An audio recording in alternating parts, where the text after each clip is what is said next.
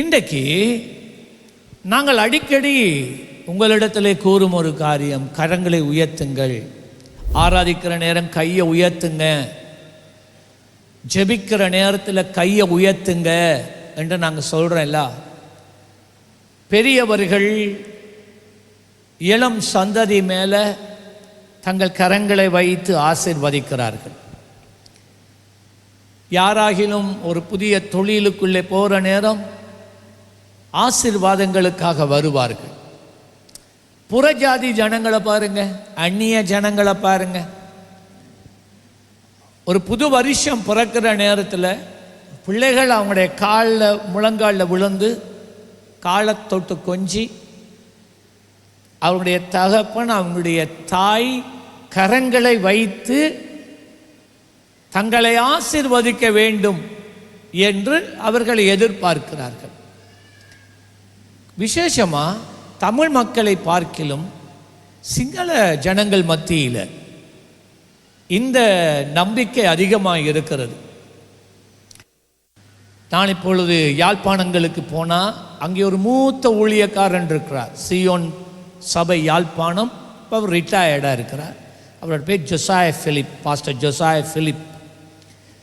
ஒவ்வொரு முறை நான் இதை யாழ்ப்பாணத்துக்கு போனால் அவரை போய் நான் சந்திப்பேன், அவரோடு நான் பேசுவேன், என் மேலே கூட கையை வச்சு நான் ஆசீர்வதிங்கன்னு சொல்லுவேன். அது எனக்கு நான் எல்லாருக்கும் என் தலையை கொடுக்க மாட்டேன். மற்றது என்னுடைய ஆவிக்குரிய தகப்பன் பாஸ்டர் பேரி சில்வர்பேக், அவர் ஆஸ்திரேலியாவில் இருக்கிறார். இப்போ பிரயாணம் பண்ணலாம் அவரால் முடியாது.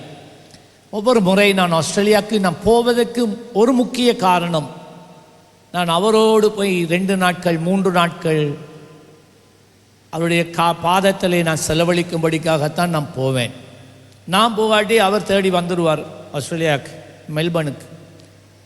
அங்கே போனாலும் அவரும் சொல்லுவார், நீ எனக்காக ஜெபி என்று சொல்லுவார்.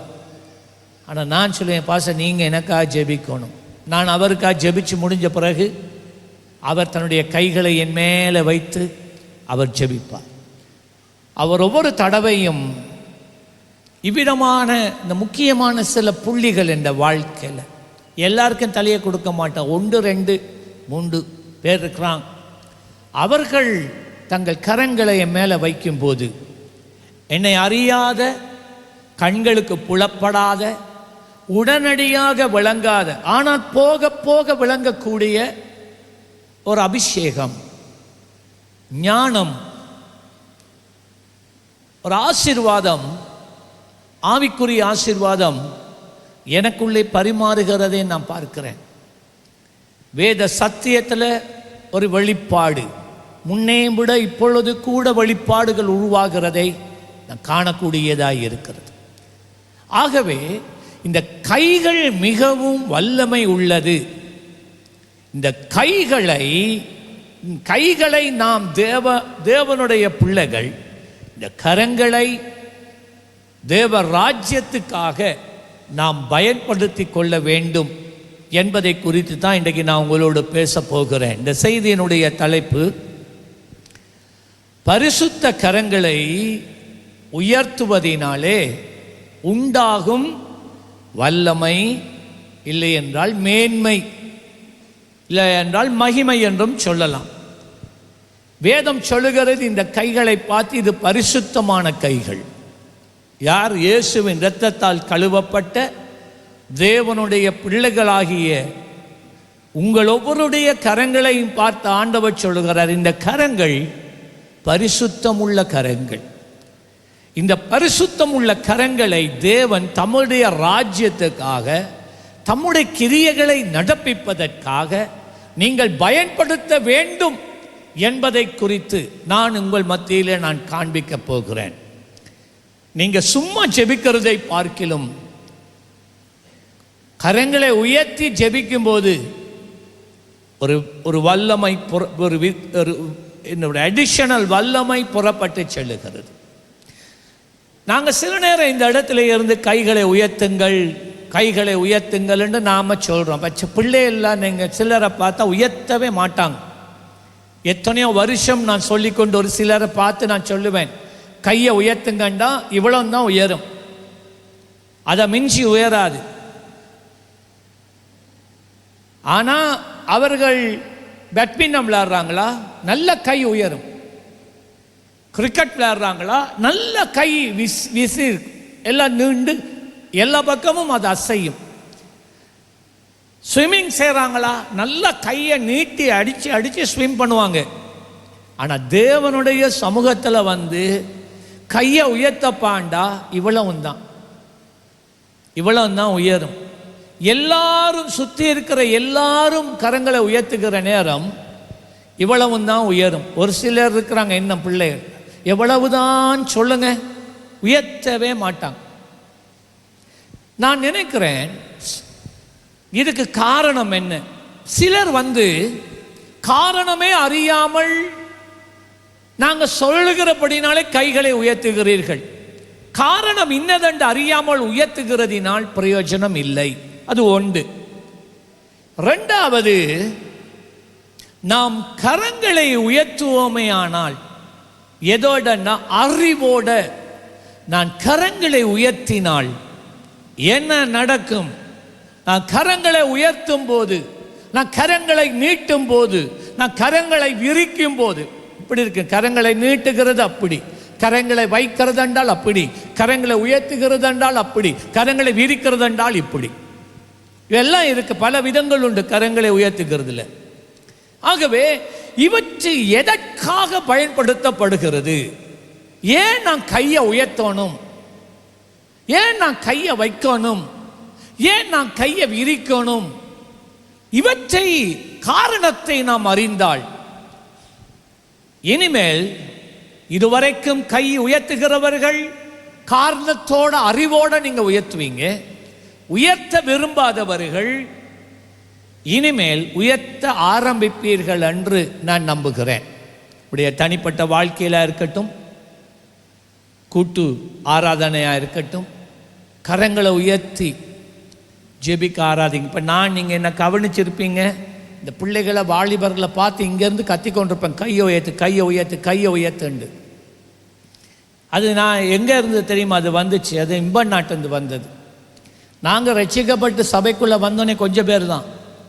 ஆனால் அவர் எங்களை கரங்களை உயர்த்த கற்றுக் கொடுத்தார்.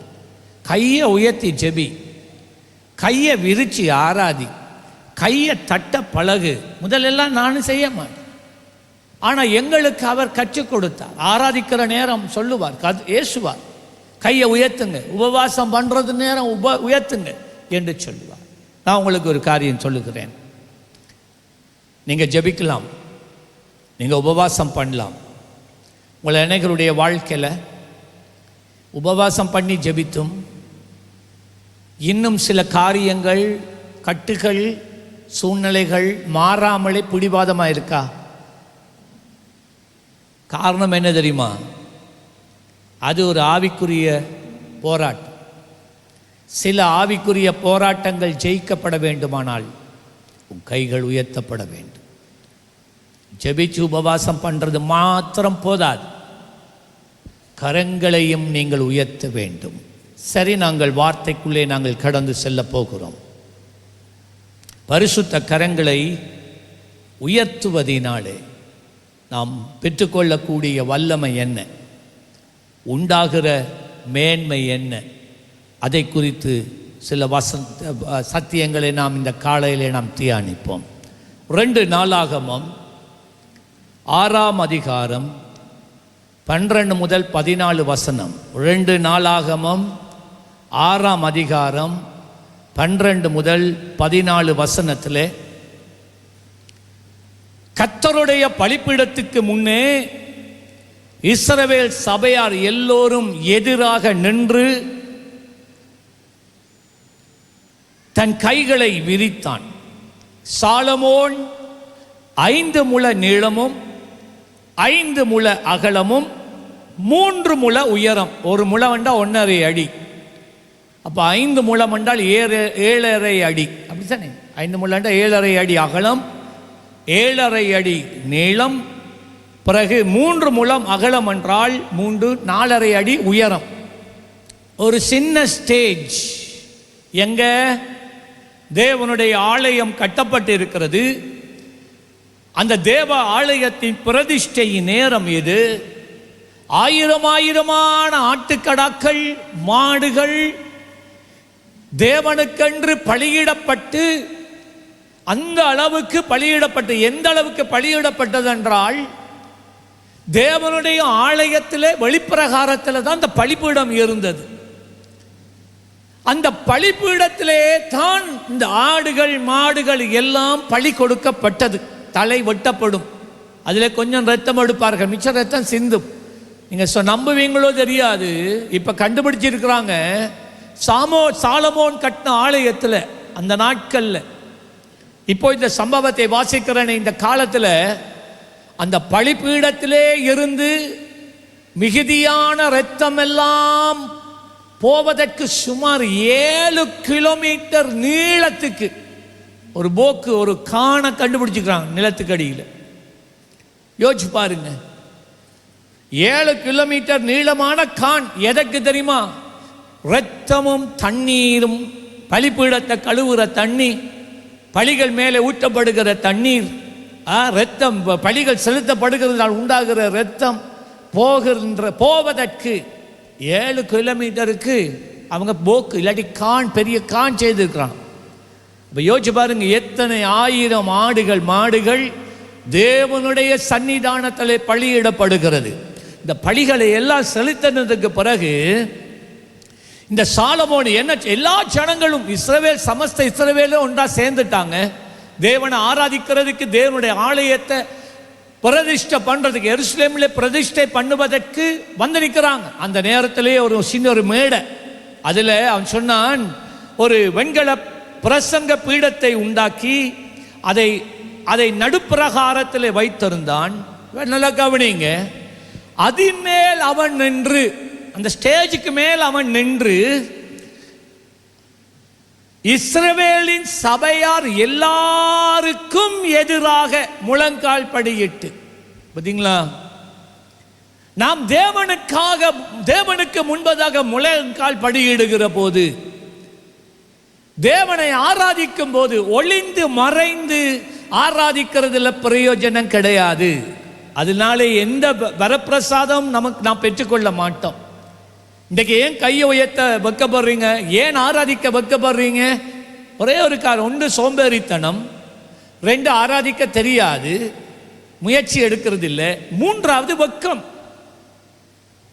ஜனங்கள் பார்ப்பாங்களே, என்ன சொல்லுவாங்களோ என்கிற ஒரு வெக்கம். மற்றதெல்லாம் பிரச்சனை இல்லை. ஆனால் தேவன் ஆராதிக்கிற விஷயத்தில் தேவன் தம் ஜனத்திலே எதிர்பார்க்கிறதை பாருங்கள். இந்த சாலமோன் ஒரு மனிதன், ஆயிரமான ஜனங்கள் வந்து நிற்கிறாங்க. அவங்களுக்கு நடுவில் ஒரு மேடையை கட்டி, அந்த மேடைக்கு மேலே வேதம் சொல்லுகிறது, அவன் முழங்கால் படியிட்டு. அப்படின்னா எல்லாருக்கு மேலே, எல்லாரும் பார்க்கத்தக்கதான முறையில் அவன் முழங்கால் படியிட்டு தன் கைகளை வானத்துக்கு நேராக விரித்து, எல்லாரும் கையை விரிச்சு காட்டுங்க, இவ்விதமாய் கரங்களை விரித்து முழங்கால இருக்கிறான். பாருங்க 14வது வசனம், இஸ்ரவேலின் தேவனாகிய விரிச்சிட்டு அவன் ஜெபிக்கிறான். இஸ்ரவேலின் தேவனாகிய கர்த்தாவே, வானத்திலும் பூமியிலும் உமக்கு ஒப்பான தெய்வம் இல்லை. பாத்தீங்களா எப்படி? முழங்கால இருந்து 2 கையை விரிச்சு எல்லா ஜனங்களும் கேட்க, உமக்கொப்பானவர் யார், உமக்கொப்பானவர் யார்? சாட்சி, ஜனங்களுக்காக ஆராதிக்கல, அவன் தேவனை ஆராதித்தான். இன்றைக்கு அநேகர் வந்து ஜனங்களுக்காக ஆராதிக்கிறாங்க. எத்தனை பேர் லைக் பண்ணுவாங்க என்று சொல்லி ஆராதிக்கிறாங்க. நான் உங்களுக்கு நேற்று முந்த நாள் மிரு இருக்கிறாளுடைய தங்கச்சி ஐஷு கோபி, அவர்களுடைய குழந்தை சுவிட்சர்லாந்து தேசத்தில் இருக்கிறான். அங்கே எங்கே போனாலும் எப்போ போனாலும் எங்களோட ஆராதனையை போட்டுக்கொண்டே இருப்பான். இப்போ அவளை ஒரு வீடியோ எடுத்து அனுப்பி, இந்த அங்கிள் பாருங்க, சின்ன குட்டி, எத்தனை வயசு மிரு அவளுக்கு? 1.5 வயசு. 1.5 வயசு. உங்கள் எல்லாருக்கும் ஜாயின் சர்ச் குரூப்பில் இருந்தால் நீங்கள் உங்களுக்கு கிடைச்சிருக்கு. 1.5 வயசு தான். இங்கே ஆராதனை போகுது, டிவியில் பார்த்து கொண்டு கையை உயர்த்தி கொண்டு ஹல்லேலூயா சரியா படிக்கிறான். இன்றைக்கு உங்களோட பிள்ளை என்ன படிக்குது? என்னையா அம்மா என்ன படிக்குது உங்களோட பிள்ளை? ஹல்லேலூயா ஹல்லேலூயா ஆமென். அது சரியா படிக்குதா? 1.5 வயசு தான். 2 கையும் உயர்த்திட்டு. சரி, எல்லாரும் ஹல்லேலூயா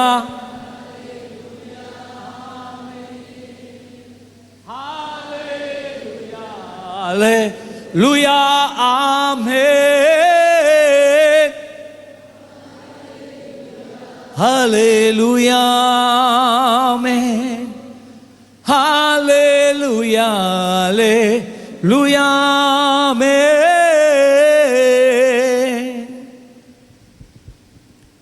1.5 வயசு பிள்ளை. அந்த குழந்தையினுடைய ஆராதனையை கர்த்தர் முழுமையாக அங்கீகரித்திருப்பார். பரலோகமே மகிழ்ந்திருக்கு. அதை பார்க்கக்குள்ளேயே இந்த மனசுல பெரிய ஒரு சந்தோஷம், மகிழ்ச்சி. அதான் உங்களை எல்லாருக்கும் அனுப்பினேன். என் சந்தோஷத்தை உங்களோட பகிர்ந்து கொள்வதற்கு அவங்கள்ட்டையும் அனுமதி கேட்காம நான் உங்கள்கிட்ட எல்லாத்தையும் அனுப்பிட்டேன்.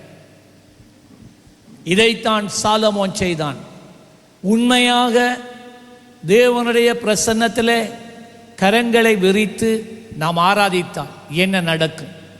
இப்போ வாங்க 2 நாளாகமம் 7ஆம் அதிகாரம் முதல் 3 வசனம். அதே சம்பவம் நாளாகமத்தில் என்ன குறிப்பிடப்பட்டிருக்கிறது? அதே சம்பவம். அதே சம்பவத்தை நாளாகம புத்தகம் எப்படி விவரிக்கிறது என்று பாருங்கள். என்ன நடந்தது? 1 சாமுவேல், 2 சாமுவேல், 1 ராஜாக்கள், 2 ராஜாக்கள், சரித்திர புத்தகம். அது சரித்திரத்தில் என்ன நடந்தது? 1 நாளாகமம், 2 நாளாகமம் தேவனுடைய பார்வையில் என்ன நடந்தது அதுதான் நாம் நாளாகம புஸ்தகத்தில் பார்க்கிறோம். ஆகவே 2 நாளாகமம் 7ஆம் அதிகாரம் முதல் 3 வசனத்தில் சாலமோன், நல்லா கேளுங்க, எப்படி ஒரு மேடை அமைக்கிறான், முழங்காலில் இருக்கிறான், எல்லா சமஸ்த ஜனங்களுக்கு முன்பதாக 2 கையை உயர்த்தி கர்த்தரை மகிமைப்படுத்துகிறான். முடிவை பாருங்க என்ன நடக்கிறது. சாலமோன் ஜெபம் பண்ணி முடிக்கிற போது, எல்லாரும் வாசிங்க, அக்கினி வானத்திலே இருந்து இறங்கி சர்வாங்க தகன பலியையும் மற்ற பலிகளையும் பட்சித்தது. கர்த்தருடைய மகிமை. ஆமென் சொல்லுங்களேன். நம்மடவங்க என்ன சொல்றாங்க? பாஸ்டர் ஜெபிக்கிற நேரம் பாம்பு வருது பாஸ்டர், பாம்பு. பாஸ்டர் ஜெபிக்கிற நேரம் நாய் ஒன்று என்ன துரத்துது பாஸ்டர். பாஸ்டர் ஜெபிக்கிற நேரம் ஒரு கருத்த உருவம் முன்னால போகுது. என்ன பாஸ்டர் அது? என்ன நல்ல சினிமா பார்த்துட்டீரு? என்ன சினிமா பாடு? என்ன புதுசா வரும்? ஆமா, இங்கே சாலமோன் இவன் தேவனோட இருந்த காலங்கள்ல அவன் தேவனை முழு மனதோடு ஆராதித்தான். தன் தகப்பனை போல தேவனை ஆராதிக்கிற விஷயத்திலே அவன் வெட்கப்படவே இல்லை. ஒரு முன்மாதிரியாக இருந்தான். ஜனங்களுக்கு காட்ட ஆராதிக்கல்ல, தேவனை மகிமைப்படுத்தினான். முடிவு என்ன தெரியுமா? வானத்திலே இருந்து அக்கினி வந்து இறங்கிட்டு நல்ல கையை தட்டி ஹல்லேலூயா. நீ உண்மையாய் வீட்டிலே இருந்து ஆராதித்தாள், சபையிலே நின்று நீ ஆராதித்தாள். உண்மையான ஆராதனை என்ன தெரியுமா? அக்கினி வந்து இறங்கும். ஐயா சொல்லுங்க, அக்கினி வந்து இறங்கும். எல்லாம் சொல்லுங்க, நான் உண்மையாய் ஆராதித்தாள், என் கையை விரித்து நான் ஆராதித்தாள். கர்த்தர் அக்கினியை கொண்டு எனக்கு பதில் கொடுப்பார். நல்ல கையை தட்டி ஹல்லேலூயா. பரக்கசகரியந்தோ ஏபரியா கோமரியந்தே. தகப்பனே, இதுதான் என்று நமக்கு வேண்டும் ஐயா. இந்த சந்ததி இதை காண வேண்டும் ஐயா. இந்த சந்ததி இந்த மகிமையை அடையும்படி கிருபை செய்யுங்க. அது மட்டுமா நடந்தது? அக்கினி மட்டுமா வந்தது? சர்வாங்க தகன பலியையும் மற்ற பலிகளை பட்சித்ததுக்கு பிறகு அடுத்த படி கர்த்தருடைய மகிமை கர்த்தருடைய ஆலயத்தை நிரப்பினதால். ஆமென் சொல்லுங்களே. ஆலயத்தை என்ன நிரப்பிச்சா? மகிமை. யார் ஆராதனையில்? ஒரு மனுஷன் ஜெபத்தால, ஒரு மனுஷனுடைய ஆராதனையில். இன்றைக்கு நீங்க என்ன சொல்றீங்க? இன்றைக்கு வர்ஷிப் சரியில்லை, இன்றைக்கு ஜெபம் சரியில்லை, இன்றைக்கு ஆராதனை சரியில்லை. சரியில்லைதான். நீ ஜெபிச்சு போட்டா வந்தா இன்றைக்கு காலையில் இரவு நித்திரைக்கு போற நேரம் எத்தனை மணி? நித்திரைக்கு போக முதல் எத்தனை சினிமா பாட்டு பார்த்தா கேட்டா? எத்தனை சினிமா படம் பார்த்தா? விடிய 2 மணி 3 மணி வரைக்கும் நீ சினிமாவையே பார்த்து கொண்டு படுத்துட்டு காலையில சரியா பல்லும் விளக்கல்ல மூஞ்சியும் கழுவல்ல இங்க வந்து உட்கார்ந்துட்டு இருக்கிற நீ சர்ச்சில் வந்து நித்திர கொள்ற நீதான் ஐயா பெரிய ஆகான். உன்னாலதான் மகிமை இறங்கல்ல. ஆனா நீ என்ன செய்கிறாய்? மற்றவனை தாக்கி கொண்டு இருக்கிறாய். என்ன இன்றைக்கு வர்ஷிப் சரியில்லை, இன்றைக்கு ஜெபம் சரியில்லை, இன்றைக்கு ஆராதனை சரியில்லை. உன்னாலதான் அது சரியில்லாமல் ஆனது. உன்னாலத்தான். நீ ஆயத்தமாய் வரவில்லை, நீ ஆராதிக்கல்ல. ஆமா, நாம் இந்த இடத்துல காயர்ல வந்து நிக்கிற நீங்க, மியூசிக்ல நிக்கிற நீங்க, கேமரால நிக்கிற நீங்க, அஷரிங்ல இருக்கிற நீங்க, காலம்பர எத்தனை மணிக்கு எழும்பி நீங்க ஜெபிக்கிறதுக்கு? நீங்களே அதுக்கு பதில சொல்லுங்க. நீங்க எத்தனை மணிக்கு இன்றைக்கு காலையில் எழும்புனீங்க? இவ்வளவு ஜனங்கள் இன்றைக்கு கர்த்தருடைய சமூகத்துக்குள்ள வந்திருக்கிறாங்க. ஏன்? ஒரு எதிர்பார்ப்போட வந்திருக்கிறாங்க. நீ எவ்வளவு நேரம் ஜெபித்தாய்? எவ்வளவு நேரம் கர்த்தருடைய பாதத்தில் விழுந்து கிடந்தாய்? இன்றைக்கு அதிகாலையில் எத்தனை பேர் ஆவிக்குரிய யுத்தம் பண்ணினீங்க, போராடினீங்க? கதைக்க வேணாம். நீங்க சீயோன் சீயோன் போல இருக்கணும். நாம் யாவருக்கு ஒரு முன்மாதிரியா இருக்கணும். இந்த சபை, சபைண்டா இந்த கட்டிடம் அல்ல, நீங்கள் நான். ஜெபத்தை பற்றி கதைக்கிறல்ல, ஜெபிக்கிறவனா இருக்கணும். விசுவாசத்தை பற்றி கதைக்கிறல்ல, விசுவாசத்தில் வாழணும். ஸ்தோத்திர துதிகளை பற்றி பேசுறதில்ல, ஸ்தோத்திர துதி பண்ணுகிறவன் அவனை வாழணும். இல்லை என்றால் வேலையை பார்த்துட்டு போயிடணும். சும்மா மனுஷனை ஏமாத்தாத. ஆகவேதான் சாலமோன் முழங்கால் படியிட்டு 2 கையை உயர்த்தி ஆராதித்தான். ஆலயத்தை தேவனுடைய மகிமை மூடிட்டு. ஒரு நிமிஷம் எல்லாரும் அந்நிய பாஷையில ஜெபிங்க பாப்போம். கையை உயர்த்தி கொண்டு எல்லாரும் சத்தம் எழுமோணும், சத்தம் எழும்போணும். Oba rikala bariase palando namaka tepa. Don't look at me. Close your eyes and pray. Orikata paka shekerende nemo ibala barike lendo leke saka. மகள் கேமரால இருந்தா 2 கையை உயர்த்து. எல்லாரும் ஒருமனப்படுங்க. விட வேண்டாம், விட வேண்டாம், விட வேண்டாம். செய்திகளை கேட்டது போதும். இனி நீ உன்னுடைய வாழ்க்கையில இந்த காரியங்கள் இஷ்டப்பட வேண்டும். ஓரபா காந்தே நாமா ஏலபோ ரியாக்கே போரியா கேதாமரியந்தோ எலைகாசே கெலபே கோரியந்தே நமக்கதா. ஓகே ஓகே ஓகே, நல்லா இருக்கா இல்லையா? அப்படி சொல்லுங்க. அப்படி ஜெபிக்கிறது நல்லா இருக்கா இல்லையா? இதை செய்யுங்க. உங்களோட வாழ்க்கையை பழக்கமாக்குங்க. This is biblical. இது வேதத்தில் இருக்கு. 2ஆம் வசனம், கர்த்தருடைய மகிமை கர்த்தருடைய ஆலயத்தை நிரப்பினதனால். எந்த அளவுக்கு அவர் தேவ மகிமை ஆலயத்தை நிரப்பினதென்றால், ஆசாரியர்கள் கர்த்தருடைய ஆலயத்துக்குள் பிரவேசிக்க கூடாது இருந்தது என்ற பாருங்க. அந்த அளவு மகிமை, கிட்ட நெருங்கவே முடியாத ஒரு மகிமை. மகிமையை சுமக்கிற பாத்திரமாய் நான் மாற வேண்டாமா? மகிமையை கீழே கொண்டு வருகிற இறக்குற ஒரு பாத்திரமாய் நான் வாழ வேண்டாமா? இதைத்தான் கர்த்தர் ஏங்கிக் கொண்டு இருக்கிறார். இதுக்காகத்தான் கர்த்தர் ஏங்குகிறார். ஆசாரியர்கள் கர்த்தருடைய ஆலயத்துக்குள் பிரவேசிக்க கூடாது இருந்தது. அக்கினி இறங்குகிறதையும் கர்த்தருடைய மகிமை ஆலயத்தின் மேல் தங்கி இருக்கிறதையும் இஸ்ரவேல் புத்திரர் எல்லோரும் கண்ட போது தலவரிசை மட்டும் தரையிலே முகங்குப்புற பணிந்து குனிந்து பணிந்து எல்லா ஜனங்களும் இந்த மகிமை இறங்கினதை கண்ட உடனே அவர்கள் நிலத்திலே அவர்கள் தரை மட்டும் குனிந்து தங்களுடைய தலை அவங்களுடைய நெத்தி நிலத்திலே படும் வரைக்கும் குனிந்து அவங்க சொன்னாங்க, கர்த்தர் நல்லவர். எல்லாம் சொல்லுங்க, கர்த்தர் நல்லவர், அவர் கிருபை என்றும் உள்ளது என்று சொல்லி அவரை துதித்தார்கள். துதி என்பது தேவனுடைய மகிமையை அனுபவித்து ஆராதிக்க வரணும். இன்றைக்கு அப்படி இல்லை. ஆதி திருச்சபை ஆராதித்த போது இருந்த இடம் அசைஞ்சுது. இப்போ நம்மாக்கள் துதிக்கிற நேரம் இருக்கிற இடம் அப்படிதான் இருக்கு. நிலம் அசைறல்ல, அவங்க தான் ஆடுறாங்க. என்ன நீ நின்ற நில்வல இருக்கணும், இடம் அசையணும் ஐயா.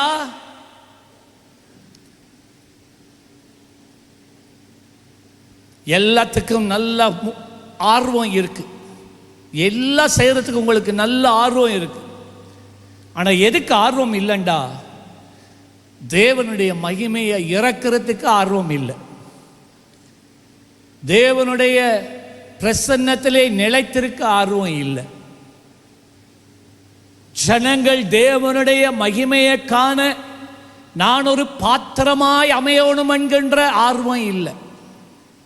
அப்படியே சுத்துறதான். ஜெபிக்க ஆர்வம் இல்லை, உபவாசம் பண்ண ஆர்வம் இல்லை, துதிக்கிறதுக்கு ஆர்வம் இல்லை.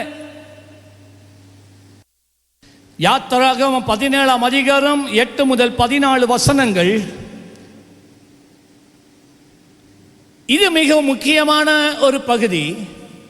ஒரு நாள் இஸ்ரவேல் ஜனங்களுக்கு விரோதமாக அமலேக்கியர்கள் தங்கள் இராணுவத்தோட யுத்தம் பண்ண வந்துட்டாங்க. இது இஸ்ரவேல் ஜனங்கள் எகிப்தின் அடிமைத்தனத்தில் இருந்து கர்த்தர் இப்பொழுது அவர்களை வாக்களித்த தேசத்துக்குள்ளே நடத்தி செல்லுகிற நேரம், ரபதீம் என்று சொல்லப்பட்ட ஒரு பிரதேசத்தில் இந்த அமலேக்கியர்கள் வந்து ரெபதீமிலே இஸ்ரவேலோட யுத்தம் பண்ணினார்கள். 8ஆம் வசனம் 9ஆம் வசனம். அப்பொழுது மோசே யோசுவாவை நோக்கி, சொல்லிப்பார் நல்லா கேட்கணும். அப்பொழுது மோசே யோசுவாவை நோக்கி, நீ நமக்காக மனிதரை தெரிந்து கொண்டு, எல்லா மனுஷரும் இல்லை, எல்லா மனுஷரையும் யுத்தத்தை கூட்டிட்டு போகாத, பிரயோஜனம் கிடையாது. ஒரு சிலரை உனக்கு தெரியும் யாரை கொண்டு போகணும் இந்த யுத்தத்துக்கு, ஒரு சிலரை மாத்திரம் தெரிந்து கொண்டு புறப்பட்டு அமலேக்கோட யுத்தம் பண்ணு. இப்ப சொல்லுங்க 9ஆம் வசனத்தில் அவன் சொன்ன, நாளைக்கு நான் அந்த மலை உச்சிக்கு மேல நான் போக போறேன். என்னத்தோட போகிறேன்? தேவன் எனக்கு தந்த கோலை எடுத்துக்கொண்டு என் கையிலே பிடித்து கொண்டு நான் நிற்பேன். ஆமாம் சொல்லுங்களேன். என்ன செய்வேனாம்? கோலை பிடித்து கொண்டு நான் நிற்பேன். எங்க? மலை உச்சியில. நீங்க கீழே யுத்தம் பண்ணுங்க, நான் மேல மலை உச்சியில கோலை பிடிச்சு கொண்டு நான் நிற்பேன். 10வது வசனம். யோசுவா தனக்கு மோசே சொன்னபடியே செய்து அமலேக்கோட யுத்தம் பண்ணினான். மோசே ஆரோன் ஊர் என்று சொல்லப்பட்ட 2 பேரோட மலைக்கு மேலே ஏறினான். 11வது வசனம். அந்த மலைக்கு மேலே ஏறி மோசே முழங்கால் படியிட்டு இவன் என்ன செய்றான்டா, ஆண்டவரை நோக்கி செபிக்கிறான், ஆராதிக்கிறான். எப்படி? கோலை 2 கையால பிடிச்சு கொண்டு உயர்த்தினவனாக. மோசே தன் கையை ஏறெடுத்திருக்கையில், நல்லா கவனிக்கணும் பிரியமானவர்களே,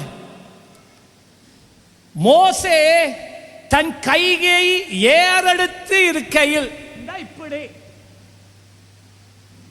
இப்படி இல்லை, கைகளை விரித்ததென்றால் இப்படி. அது சாலமோன். மோசே கைகளை ஏறெடுத்திருக்கையில் இஸ்ரவேலர்கள் யுத்தத்திலே ஜெயம் கொண்டார்கள், மேற்கொண்டார்கள். அவன் எப்ப கை நோகுது என்று சொல்லி, ஐயோ இந்த ஜாயிண்ட்ல நோகுதே, ஐயோ இந்த மூட்டு நோகுதே, எனக்கு ஏலாம இருக்குதே என்று சொல்லி அவன் தன் கையை தாழ விடுகையில், கீழே இறக்கையில் அமலேக்கு மேற்கொண்டார்கள். அமலேக்கு மேற்கொண்டார்கள். ஹல்லேலூயா, ஹல்லேலூயா. ரப ஷேதனமா குலியா சேத்தனேமே கேத்துபா ரியாக்கா பரந்தா ஏலாலா ரகதபா ரகோபா ஷீதா. இந்த சத்தியம், இந்த சத்தியத்தை பிசாசே நீ இந்த ஜனங்களுடைய உள்ளத்தில் இருந்து நீ பறிப்பதில்லை என்று கட்டளையிடுகிறேன். சிறுவர்கள், வாலிபர்கள், இளைஞர்கள், யுவதிகள், இளம் தம்பதிகள், ஆமென், முதியோர், தாய் தகப்பன், ஊழியர்களுடைய உள்ளத்தில் இருந்து, சிந்தையில் இருந்து இப்பொழுது விதைக்கப்பட்டு கொண்டிருக்கிற இந்த வசனத்தை நீ திருட முடியாது. கையை உயர்த்தி இருக்கும் போது இஸ்ரவேலர்கள் அமலேக்கியர்களை மேற்கொண்டார்கள். கை நோகுது என்று கையை கீழே விட்ட உடனே அமலேக்கியர்கள், சத்துருக்கள் தேவனுடைய ஜனங்களை மேற்கொண்டார்கள். அப்பொழுது ஐயோ இதே இவங்க மேலந்தனை உச்சியில மலையில இருந்து பார்த்து கொண்டு இருக்கிறான். கையை உயர்த்தினா ஜெயம், கையை விட்டா தோல்வி. கையை உயர்த்தினா ஜெயம், கையை விட்டா தோல்வி. ஆனா என்ன செய்வது? என்னால முடியாதே அப்பா, என்னால முடியாதே.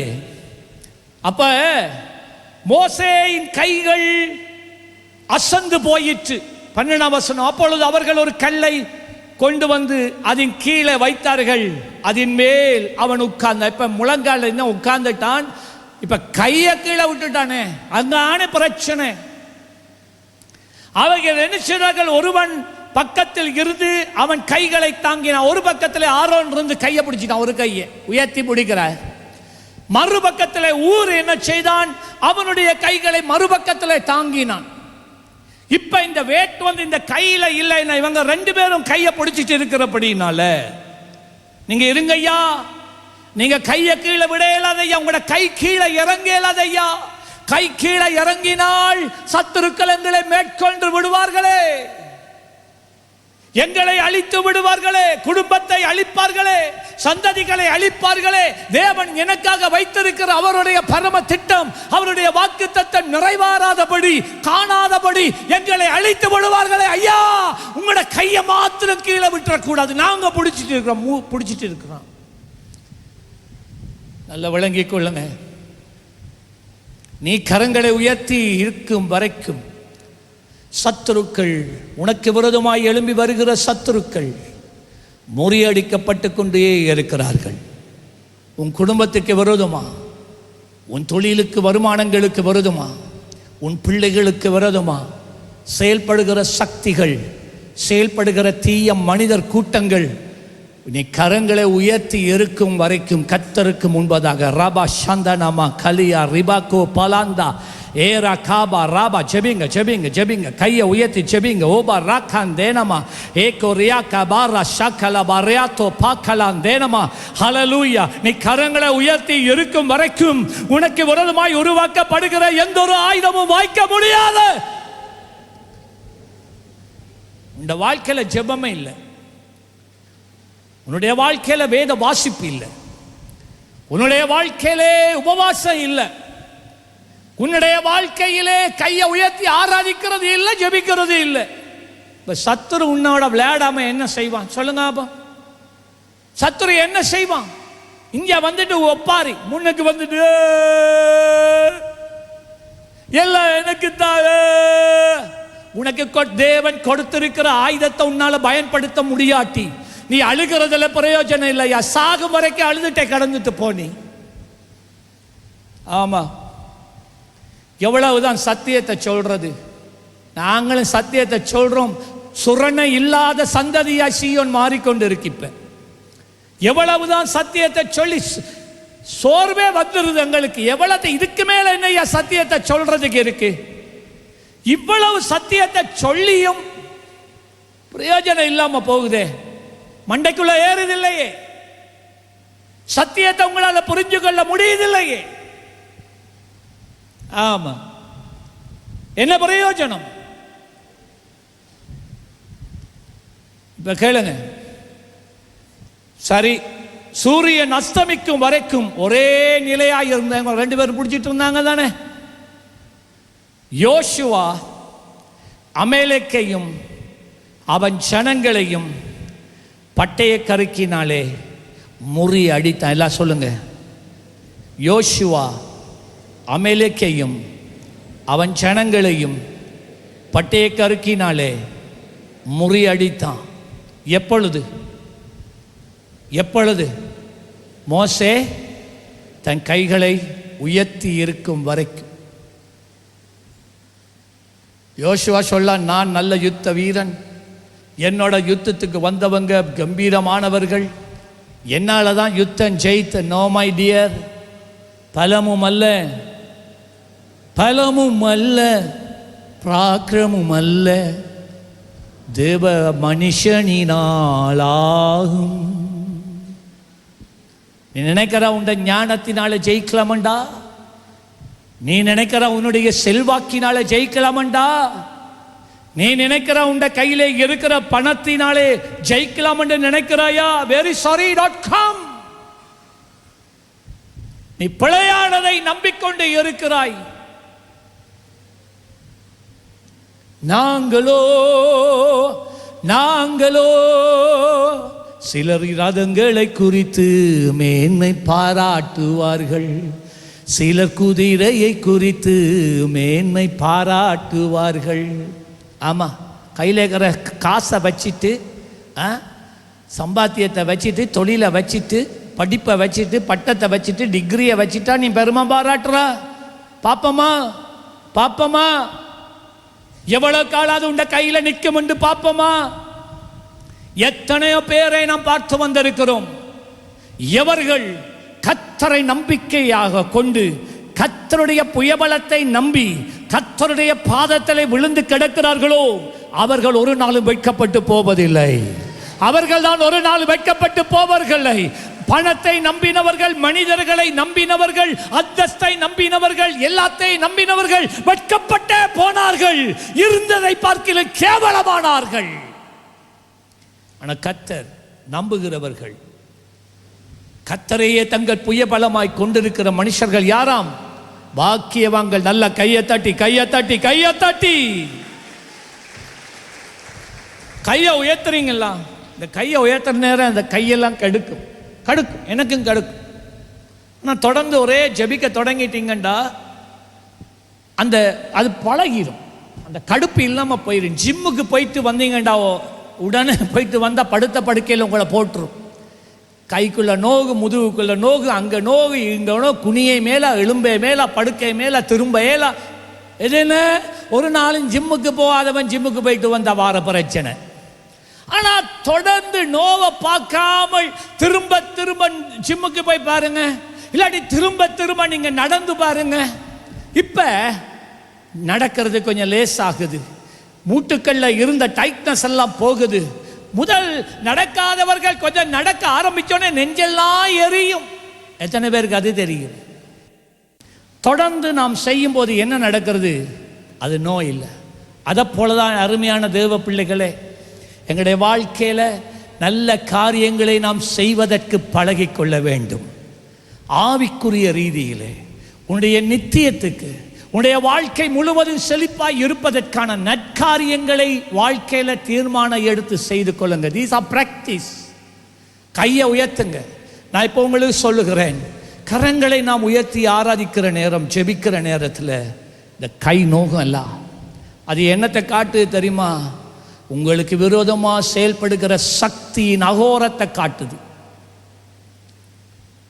நான் திரும்ப சொல்லுகிறேன், உங்களுடைய கைகளில், உங்களுடைய மூட்டில் நீங்கள் கையை உயர்த்தி ஜெபிக்கிற நேரம் எந்த அளவுக்கு வலி உண்டாகிறதோ அது எதை காண்பிக்கிறது என்றால், உனக்கு விரோதமாக கிரியை செய்கிற சக்தியின் வல்லமையை உனக்கு காண்பிக்குது. அவற்றினுடைய செயல்பாட்டினுடைய அகோரத்தை உனக்கு அது காண்பிக்குது. நீ தொடர்ந்து கரங்களை உயர்த்தி உயர்த்தி ஜெபிக்க நாட்கள், மாதங்கள் வருடமாகும் போது நீ அநேக நேரம் கையை உயர்த்தி கொண்டு இருப்பாய். உன் கைகளில் இனிமேலும் களைப்பு உண்டாவதில்லை. உன் கைகள் சோர்ந்து போகிறதே இல்லை. ஏனென்றால் நீ யுத்தம் பண்ணி கையை உயர்த்தி யுத்தம் பண்ணி அமலேக்கியர்கள் எல்லாம் அவனுடைய கூட்டமே அழிஞ்சு போய் உன் எல்லைகளுக்குள்ளே சமாதானத்தை கட்டளை இடுகிறார். உனக்கு விரோதமாய் எழும்பின கூட்டத்தை தேடியும் காணாதிருப்பாய். ஒரு வழியாய் உனக்கு விரோதமாய் வந்தவர்கள் 7 வழியாய் தேடி போனார்கள். இன்று காண்கின்ற எகிப்தியரை நீ இனி ஒரு நாள் காண்பதில்லை. அல்லேலூயா. இதுதான் அந்த ரகசியம். இப்ப அந்த சம்பவம் அதோட முடிஞ்சிட்டா. அப்ப நீங்க சொல்லலாம், பாஸ்டர் அது அப்ப நடந்தது தானே, அது மோசைக்கு ஆண்டவர் அப்பப்ப சொன்னது தானே, இது நமக்கு இப்ப செட் ஆகுமா? இன்றைக்கு நாங்க அதை செய்கிறதுனால நமக்கு ஏதும் பிரயோஜனம் உண்டா? நல்ல கேளு. யுத்தம் நடக்குது. யுத்தம் நடக்கிற நேரம் யோசுவா யுத்த களத்துல கீழே, மோசே ஆரோனும் ஊரும் மலை உச்சிக்கு மேல. சரியா? மேல மலை உச்சியில என்ன நடந்தது என்பதை யோசுவா பார்க்கல, அவனுக்கு அது தெரியவும் இல்லை. ஆனால் மலை உச்சியில இருந்தவர்களுக்கு கீழே என்ன நடக்கிறது என்பதை கண்டார்கள். கீழே இருக்கிறவர்களால் மேலே இருந்தவர்கள் என்ன செய்தார்கள் என்பதை அறியவில்லை. இப்ப ஆண்டவர் என்ன தெரியுமா சொன்னார்? இங்க வா மோசே, இன்றைக்கு நடந்த உனக்கு ஒரு ஆவிக்குரிய சத்தியத்தை நான் கற்றுக் கொடுத்திருக்கிறேன். இது சாதாரண சத்தியம் அல்ல. இது ஒரே தடவை செய்து முடிக்கிற ஒரு செயல் அல்ல. இன்று முதல் யோசுவா மாத்திரமல்ல, யோசுவாவோடு யுத்தம் பண்ணின ஜனங்கள் மாத்திரமல்ல, சமஸ்த இஸ்ரவேலர்கள் மாத்திரமல்ல, எல்லாரும் நீ மலை உச்சியிலே நான் உனக்கு சொன்னதை நீ செய்தியே, அதை அறிந்து கொள்ள வேண்டும்.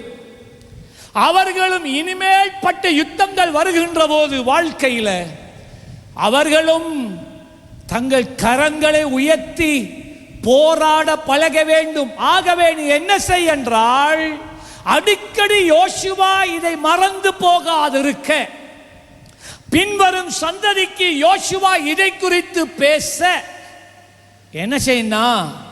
ஒரு புத்தகத்தில் இந்த சம்பவத்தை சத்தியத்தை எழுதி வை என்று சொன்னார். வாசிக்கிறேன். யாத்திராகமம் 17ஆம் அதிகாரம் 14 முதல் 16 வசனம்.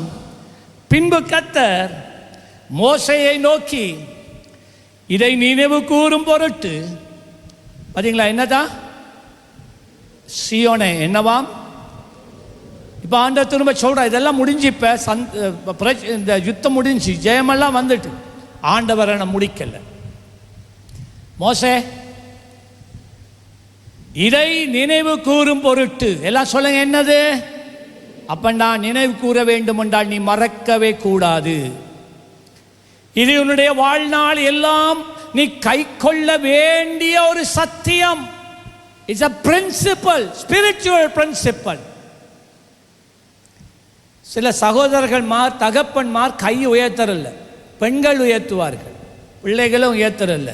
நான் உங்களுக்கு ஒரு சொல்றேன், இன்றைக்கு வாழ்க்கையில் யுத்தங்கள் ஜெயிக்க முடியாதபடி இருப்பதற்கு காரணம் நீ உன் கரங்களை உயர்த்தாமல் இருப்பது தான். கையில் வல்லமை இருக்கையா? சொல்லுங்க, என் கையிலே வல்லமை இருக்கிறது. எல்லாரும் சொல்லலை, என் கையிலே வல்லமை இருக்கிறது. நான் கையை உயர்த்துகின்ற போது சத்துருவினுடைய பாளையம் அழிந்து போகிறது.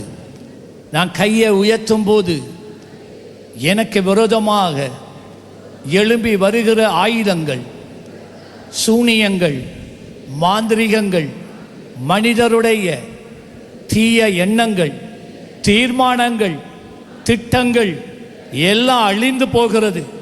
எல்லாம் அழிந்து போகிறது. எல்லாம் அழிந்து போகிறது. ஆமென் சொல்லுங்க. ஹல்லேலூயா. அதான் ஆண்டவர் சொன்னார் மோசேயை பார்த்து, இதை நினைவு கூறும் பொருட்டு நீ ஒரு புஸ்தகத்தில் எழுதி யோசுவாவின் செவி கேட்கும்படி வாசி. அமலேக்கை வானத்தின் கீழங்கும் இராதபடிக்கு நாசம் பண்ணுவேன். மோசேக்கு சொல்லு. நீ ஒரு நாளைக்கு இல்லாம போவா. ஆனா மோசே இருப்பா இல்ல, மோசைக்கு சொல்லு, யோசுவாக்கு சொல்லு, அத புத்தகத்தில் எழுதி வை, அடிக்கடி வாசிக்க பண்ணு, அடிக்கடி இந்த சம்பவத்தை, இந்த சத்தியத்தை தன்னைக்குள்ளே ஞாபகப்படுத்திக் கொள்ள வை. அநேக யுத்தங்கள் வாழ்க்கையில இருக்கிறது, அநேக தடைகள் வாழ்க்கையில இருக்கிறது, அநேக போராட்டங்கள் இருக்கிறது. இவைகளை ஜெயிக்கிறதுக்கு ஒரே ஒரு வழி என்னவா? நீங்க உபவாசம் பண்றீங்க, யுத்தத்துக்கு முடிவு வருதில்லை. நீங்க ஜெபிக்கிறீங்க, உங்களுடைய யுத்தத்துக்கு முடிவு வருதில்லை. நீங்க கேட்குறீங்க, நான் உபவாசம் பண்றேனே பாஸ்டர், நான் ஜெபிக்கிறேனே பாஸ்டர், என் நிலைமை மாறுதில்லையே, என்ன மோசமா தானே போகுது. ஆமா, இண்டையில இருந்து இந்த சத்தியத்தை அறிந்த நீ முழங்கால இருந்தோ உட்கார்ந்து இருந்தோ கையை ரெண்டையும் உயர்த்தி நீ ஜெபித்து பார். எந்த அளவுக்கு கை கடுக்குதோ அந்த அளவுக்கு சத்துரு உனக்கு முன்னால நிற்கிறான் என்பதை அறிந்து கொள். போராடு, போராடு. கை வலிக்குதா, கை அசந்து போகிறதா, ஒரு 2 நிமிஷம் கீழே இறக்கு, திரும்ப உயர்த்து. கீழே இறக்குற நேரம் சத்துரு உன்னை மேற்கொள்ளுகிறான் என்பதை மறக்காதே. திரும்ப உயர்த்தி, சத்துரு பின்னிட்டு போகிறான், சத்துருவின் வல்லமைகள் முறிகிறது. உன் கண்களுக்கு தெரியாத ஆவிக்குரிய பரிமாணத்திலே அங்கே கிரியை செய்கிற, உனக்கு விரோதமாய் கிரியை செய்கிற எல்லா பிசாசினுடைய கிரியைகள் அங்கே கையை உயர்த்தும் போது அழிக்கப்படுகிறது. கையை தட்டி ஒருக்கா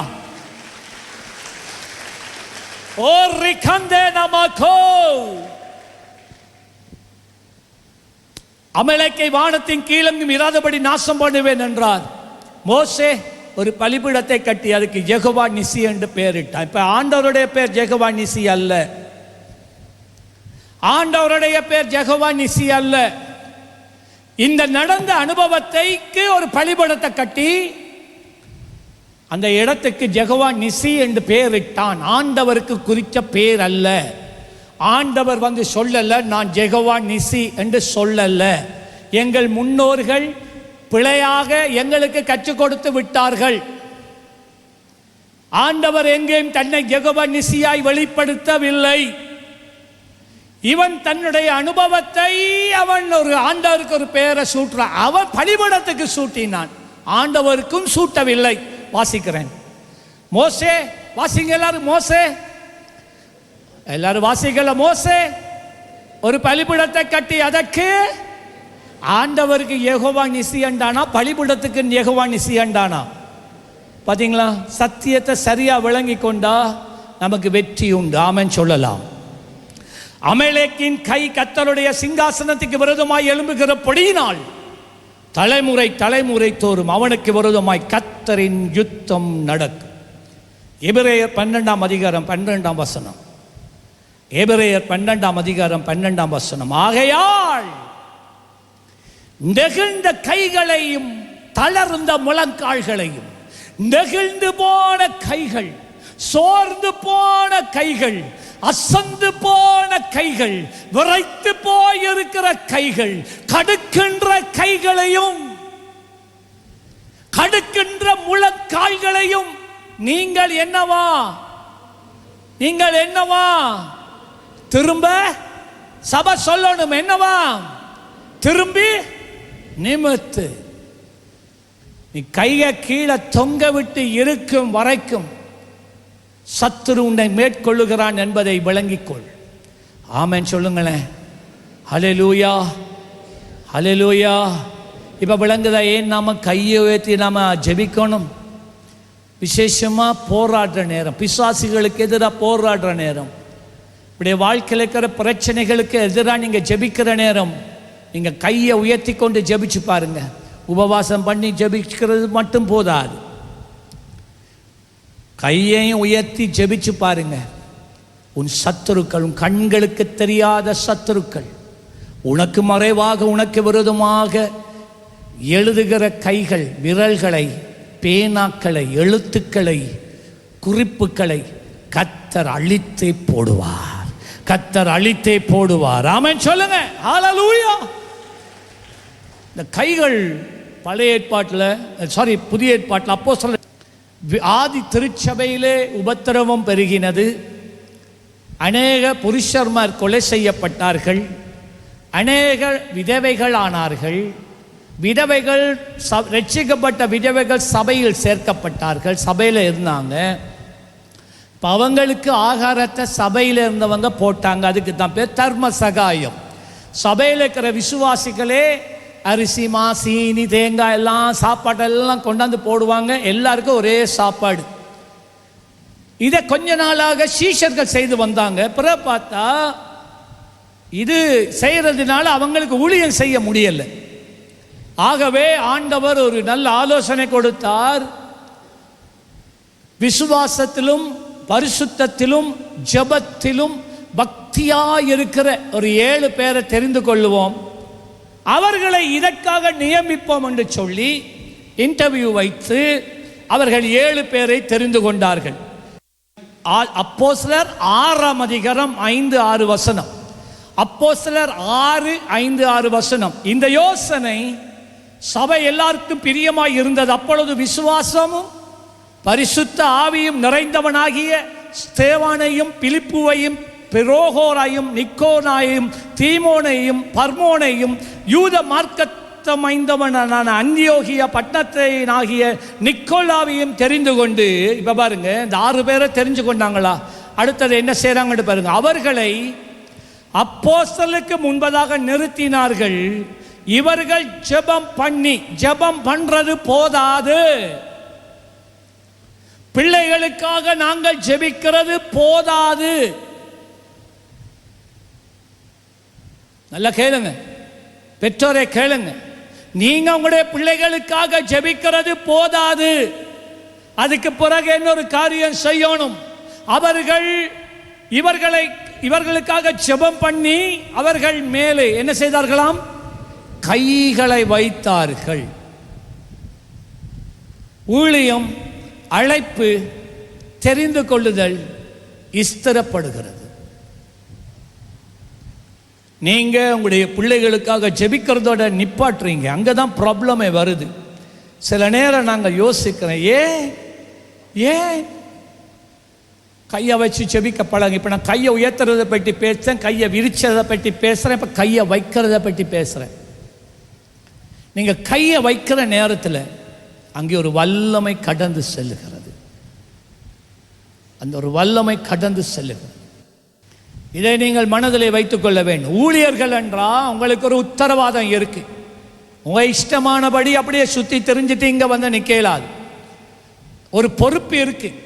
ஆண்டவருக்கு நம்ம எல்லாரும் கணக்கு கொடுக்கணும். இவ்வளவு ஜனங்கள் ஒரு ஆல்டர் காலுக்கு நாங்கள் சொல்ற நேரம் அவங்களோட கதிரையில இருந்து எழும்பிட்டு வாராங்கன்னு அதுக்கு எவ்வளவு பெரிய துணிவு வேணும் தெரியுமா? எவ்வளவு துணிவு வேணும் தெரியுமா? நீங்க இருந்திருந்தா வாங்கன்னா நீங்க வரமாட்டீங்க, நீங்க அப்படியே உட்கார்ந்துட்டு இருப்பீங்க. சபையில் இருக்கிற சிலரை போல. சிலரை பார்த்தா எழும்பி வரவே மாட்டீங்களே, இருங்க அப்படியே. Very good. வாழ்க்கையில ஜெயமே வராது ஐயா, இந்த வாழ்க்கையில வெற்றியே வராது. நீ எத்தனையோ ஆசீர்வாதங்களை இழக்கிறாய். தேவன் இந்த இடத்துல இருந்து காரியங்களை வெளிப்படுத்துகிறார், வார்த்தை கூட வெளிப்படுத்துகிறார், அழைப்பை கொடுக்கிறார். ஆனா உனக்கு வர்றதுக்கு திமிர், இருதய கடினம், முரட்டாட்டம், விட்டு கொடுக்க மனதில்லை, கௌரவம். அதனால அவனுடைய வாழ்க்கையில பாரு, சபைக்கு வந்து போறாய், ஆனா அவனுடைய வாழ்க்கையில வெற்றி இல்லை, ஆசீர்வாதம் இல்லை, வாழ்க்கையில மாற்றம் இல்லை. இதுதான் அது காரணம். அகங்காரம். நான் முன்னுக்கு போகணும், அவங்க என்ன கை மேல கையை வச்சு ஜெபிக்கணும். ஐயா நான் இன்னொரு காரியத்தை சொல்றேன் கேளுங்க. நான் பிரசங்கம் பண்றேன்னா, நான் ஊழியம் செய்றேன்னா, நான் ஒரு ஆல்ட காலை கொடுக்குறேன்னா, ஊழியக்காரங்க இவ்வளோ பேரும் வராங்களா, நீங்கள் நம்புறீங்களோ இல்லையோ அது எந்த பிரச்சனை இல்லை. எல்லாம் ஆவிக்குரிய சத்தியங்கள். அவர்கள் ஒவ்வொருவரும் அவர்களுடைய கையை அவர்களிடத்திலே முன்னுக்கு வருகிறவர்கள் மேலே வைக்கும் போது எண்ணற்ற அந்த வல்லம் அவர்களுக்கூடாக பாய்ந்து செல்லும். அதை விளங்கிக் கொள்ளுங்க நீங்கள். ஆனால் ஆயத்தம் இல்லாமல் வந்தாங்கன்னு சொன்னால், அவங்க தேவனோடு இணையாமல் வந்தாங்கன்னு சொன்னால் இந்த வல்லம் அவங்களுக்கூடாக பாயாது. சில சொல்கிறீங்களே இவங்க கையை வச்சாங்கண்டா தாங்க முடியாத தலைவலியாக இருக்குது பாஸ்டர், அவங்கள்ட்ட போய் அதான் எங்களை விருப்பம் இல்லைன்னு சொல்கிறீங்கண்டா அதுக்கு காரணம் அந்த ஆள் ரெடி இல்லை, அந்த ஆளுக்குள்ளால் இந்த அபிஷேகம் போகலை. இது விளையாட வேணாம், நான் சொல்லித்தாரேன். இவைகளெல்லாம் ஆவிக்கு ஸ்பிரிச்சுவல் அத்தாரிட்டி, ஆவிக்குரிய அதிகாரத்தோடு உடன்பட்ட காரியங்களை நான் இப்போ பேசிக்கொண்டு இருக்கிறேன். நான் உங்களோட சாதாரணமாக பழகலாம், ஆனால் எனக்குள்ள ஒரு ஆவிக்குரிய அதிகாரம் உண்டு. அந்த அதிகாரத்திலே தான் இன்னும் நாங்கள் ஊழியத்தை செய்கின்றோம். நீங்க சில சொல்றீங்களே அவரோட ஒன்றும் பேச இயலாது, பேச இயலாதுதான் ஆவிக்குரிய அதிகாரம். இதெல்லாம் புரிஞ்சு கொள்ளுங்க. நீங்க வர்ற நீங்க ஆயத்தத்தோட வரணும். அதைத்தான் நான் உங்களுக்கு சொல்றேன். உங்களுடைய சேனல், உங்களுடைய வாய்க்கால் சுத்தமாக இருக்கட்டும். இந்த பீடத்தில் இருந்த அபிஷேகம் உங்கள் ஒவ்வொருவருக்கூடாக உங்களுக்கு முன்பதாய் நிற்கிறவர்கள் மேலே கடந்து செல்லட்டும். எத்தனை பேருக்கு இது விளங்குது? அப்போஸ்தலர் 8ஆம் அதிகாரம் 15 முதல் 19 வசனங்கள்ல அந்த பகுதிகளில் நீங்க பார்த்தீங்கன்னா, பிலிப்பு என்று சொல்லப்பட்டதான ஒரு அப்போஸ்தலன் சமாரியாவுக்கு போனான். பிலிப்பு கூடாக சொல்லொன்னா அற்புதங்கள் நடக்கிறது. அவ்வளவு அதிசயங்கள், அவ்வளவு அற்புதங்கள். அந்த முழு பட்டணமே, சமாரிய பட்டணமே கர்த்தருக்குள்ளாக களி கூர்ந்தார்கள், மகிழ்ச்சியிலே நிறைந்தார்கள். இப்ப கேளுங்க, இதை கேள்விப்படுகிறார்கள் பேதுருவும் யோவானும். ஓஹோ, அப்படியானால் நாங்க அங்க போகத்தான் வேண்டும் என்று சொல்லி அவர்கள் 2 பேரும் சமாரியாவுக்கு போறாங்க. பாவம், பிலிப்பு தனியே இருந்தாங்க, பெரிய ஊழியம் செய்து கொண்டு இருக்கிறான். ஆகவே நாங்களும் போய் அவனுக்கு உதவி செய்வோம். அங்க போனா சொல்லி வேலை. ஜனங்கள் ஆண்டவராய் இயேசு கிறிஸ்துவை சொந்த ரட்சகராய் ஏற்றுக்கொண்டிருந்தார்கள். அநேக அற்புதங்களை பெற்றாங்க. ஐயா, இவர்களுடைய நிழல் பட்டு ஜனங்கள் குணமானார்கள். பெரிதான அற்புதங்கள் நடந்தது. பட்டணமே மகிழ்ச்சியால் நிறைந்தது. பட்டணமே ஆண்டவரை ஏற்றுக்கொண்டது. இப்ப அங்க போய் பார்த்தா தான் ஒரு காரியத்தை விசாரிக்கிறாங்க.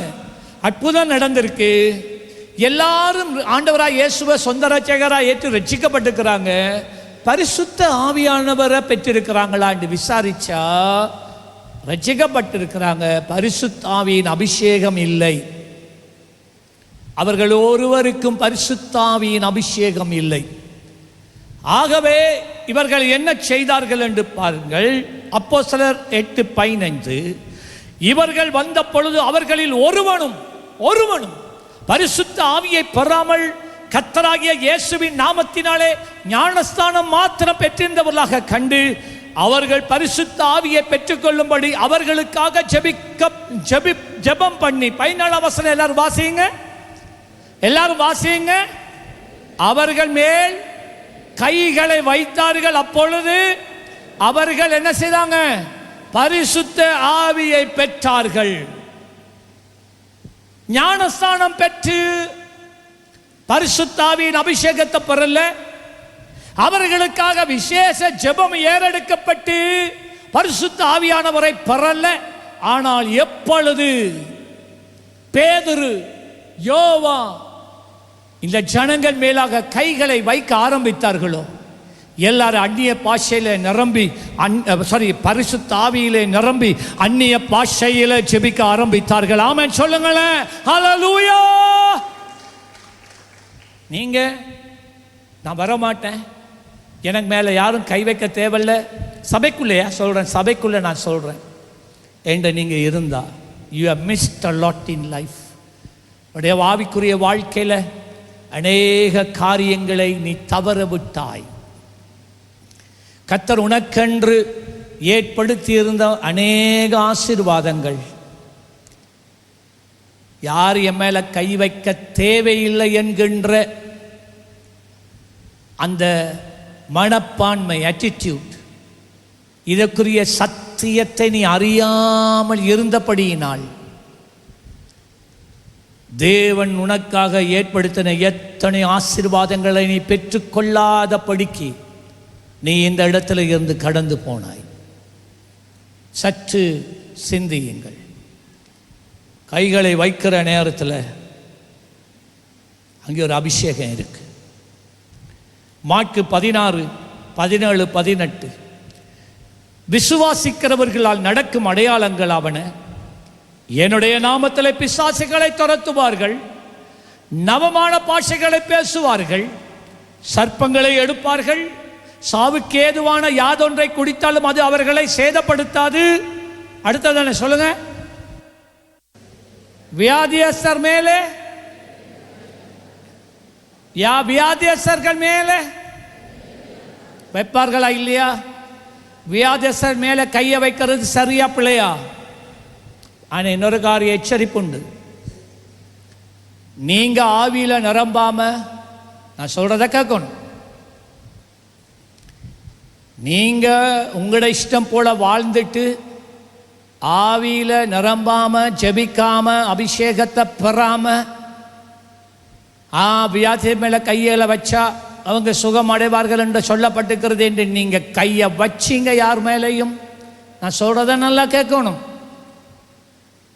திரும்ப நான் சொல்றேன், நீங்க தேவனோடு நெருக்கமான ஒரு உறவே இல்லாம, தேவனோடு நேரம் செலவழிக்காம, சத்தியத்தை வேதத்தை படிக்காதவராக வாழ்ந்து, உபவாசம் பண்ணாத ஜெபிக்காத ஒரு மனிதனாக நீங்கள் இருந்து கொண்டு, எல்லாரும் தானே கையை வைக்கிறாங்க, நானும் கையை வைக்கிறேன் என்று வைத்து பார்த்தாள். நம்ம சொல்றத கேளுங்க. எந்த மனிதன் மேல, ஒரு புறஜாதியானா இருக்கட்டும், ஒரு அந்நியனா இருக்கட்டும், அவன் மேல நீங்க கையை வச்சீங்க, அவனுக்குள்ள இருக்கிற ஆவி உங்களுக்குள்ள தாவும். ஜாக்கிரதை. அவனுக்குள்ள இருக்கிற வியாதி அது உனக்குள்ளே தாவும். ஜாக்கிரதை. அதனால தான் நாங்கள் எல்லார் மேலேயும் கை வைக்கிறதுக்கு நாங்கள் அனுமதி கொடுக்கறதில்லை. ஏன் கீழே வரணும், இந்த படிக்கணும், எங்களோட இருந்து ஜெபிக்கணும். அப்படிப்பட்டவர்களுக்கு தான் இங்கே ஊழியம் இருக்குது. எல்லாருக்கும் அனுமதி இருக்குது ஊழியம் செய்ய. ஆனால் சும்மா இஷ்டம் போல் வாழ்ந்துட்டு இங்கே வந்துட்டு வெள்ளையும் சொல்லையுமா வந்துட்டு நீங்கள் கையை வச்சிங்கன்னு சொன்னால், ஒரு வியாதியஸ்தன் வரும்போது நீங்கள் கையை வைக்கும்போது ஒருவேளை அந்த மனிதன் சுகமாவான், ஆனால் அவருடைய வியாதி எல்லாம் உன் மேலே தாவும். சிலருக்குள்ள சில ஆவிகள் உண்டு. நீங்கள் கவனமாக இல்லாட்டி நீங்கள் கையை வைக்கிற நேரம் அந்த ஆவி உங்களுக்குள்ள தாவிடும். அவங்க விடுதலை ஆகிட்டு போயிடுவான். கவனம். விசுவாசிக்கிறவர்களால் நடக்கும் அடையாளங்கள். வியாதியஸ்தர்கள் மேலாக சபையே வாயை திறந்து பேசு. வியாதியஸ்தர்கள் மேலாக கரங்களை வைப்பார்கள். அப்பொழுது, எப்பொழுது? கரங்களை வைக்கும் பொழுது. அப்ப வைக்காட்டி ஒன்று நடக்காது. இவற்றை ஒவ்வொரு சொல்லாக கவனித்து படியுங்கள். அப்பொழுது, எப்பொழுது வியாதியஸ்தர் மேல் அவங்க கைகளை வைக்கின்ற பொழுது, அப்பொழுது வைக்கும் பொழுது அவர்கள் சுஸ்தமாவார்கள். என்னாகமம் 27ஆம் அதிகாரம் 18 முதல் 23 வசனம். ஆண்டவர் மோசேக்கு ஒரு கட்டளை கொடுத்தார். தம்பி, கர்த்தர் மோசேயை நோக்கி, ஆவியை பெற்றிருக்கிற புருஷனாகிய யோசுவா என்னும் நூனின் குமாரனை நீ தெரிந்து கொண்டு அவன் மேல் உன் கையை வை, அவன் மேல் உன் கையை வை.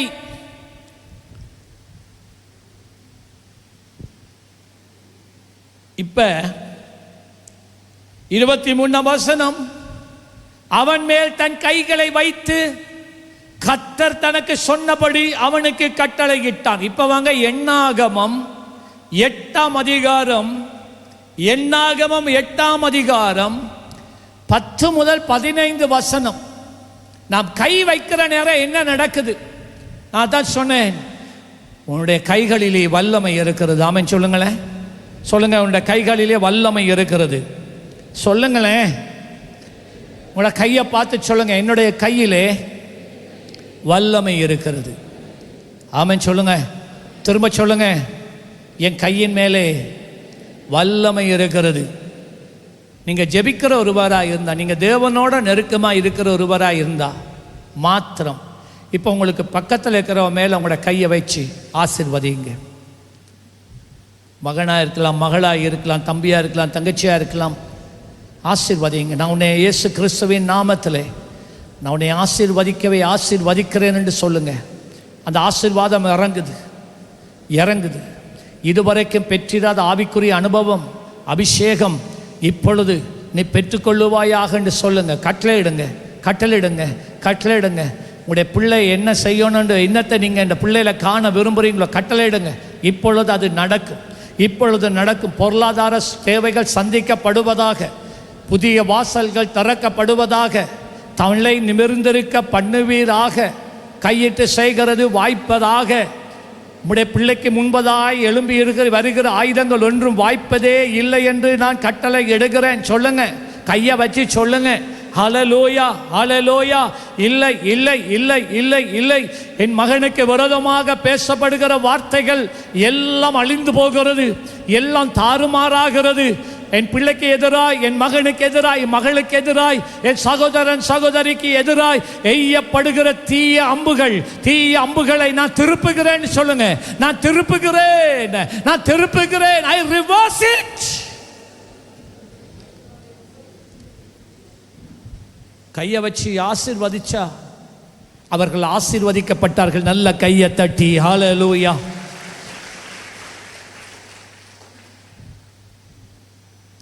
கையை வச்சா அங்க ஒரு அபிஷேகம் இருக்கு. உங்களை அறியாமல் உங்களுக்குள்ளே இருந்து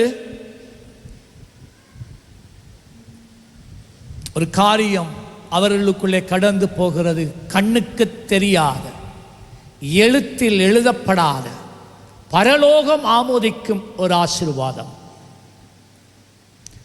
அவர்களுக்குள்ளே கடந்து போனது. நல்ல கையை உயர்த்தி நன்றின்னு சொல்லுங்க. இப்போ எல்லாம் சொல்லுங்க, என் கரத்திலே வல்லமை இருக்கிறது. சொல்லுங்க எல்லாம், என் கரத்திலே வல்லமை இருக்கிறது. ஹல்லேலூயா. சொல்லுங்க, என் கரத்தில் வல்லமை இருக்கிறது. ஆமென். அதான் இந்த கையை நீங்கள் பிழையாக பாவிக்கக்கூடாது. இந்த கையை பெட்டிஷன் அடிக்கிறதுக்கு பாவிக்கக்கூடாது. இந்த கையால் தீமையான காரியங்கள் செய்ய பாவிக்கக்கூடியது பிரதிஷ்டை பண்ணப்பட்ட கையாக இருப்பதாக. ஆமென் சொல்லுங்களேன். சொல்லுங்க, என்னுடைய கரங்கள் கர்த்தருக்கென்று பிரதிஷ்டை செய்யப்பட்ட கரங்களாய் இருப்பதாக. திரும்ப சொல்லுங்க நீங்களே.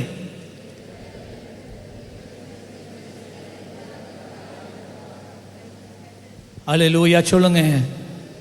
ஆமென். விளங்குதா? இன்றைக்கு நாம் செய்தி விளங்குதா உங்களுக்கு? ஒரு பக்கத்தால் நான் பிரசங்கம் பண்ணுறேன், மறுபக்கத்தால் நான் உங்களுக்கு கற்றுக் கொடுக்குறேன். இப்போ நான் வெள்ளனை காட்டினேன். ஆண்டவர் மோசையை பார்த்து சொன்னார், யோசுவாவை கூப்பிடு, அவன் மேலே உன்னுடைய கரங்களை வை. அப்போ மோசை என்ன செய்தான்? நாம் கர்த்தர் சொன்ன மாதிரி மோசை யோசுவாவை அழைத்து ஜனங்களுக்கு முன்னால் அவனை நிறுத்தி அவன் மேலாக அவனுடைய கரங்களை வைத்து அவன் ஆசீர்வதிக்கிறான். கையை வச்ச உடனே மோசைக்குள்ள என்ன நடந்தது, என்ன வந்தது காட்டுறேன். உபாகமம் 34 அதிகாரம் 9 வசனம். உபாகமம் 34 அதிகாரம் 9 வசனம். மோசே யோசுவா மேல கையை வச்சானா? இப்ப மோசேயின் இடத்துல இருந்து யோசுவாவுக்குள்ள என்ன போயிருக்குன்னு பாருங்க. மோசே நூனின் குமாரனாகிய யோசுவாவின் மேல் தன் கைகளை வைத்தபடியினால், எல்லாம் சொல்லுங்க, கைகளை வைத்தபடியினால். கையை வைக்காட்டி சரி வராது ஐயா. இந்த கேம் வேலை செய்யாது. ஜெபிச்சு விட்டு போறதுனால ஒன்றும் நடக்காது. கையை வைக்கணும், கை வைக்கப்பட வேண்டும். மோசே யோசுவாவுக்காக வெறுமனை ஜெபித்துட்டு போய் இருந்தால் எதுவும் நடந்திருக்காது.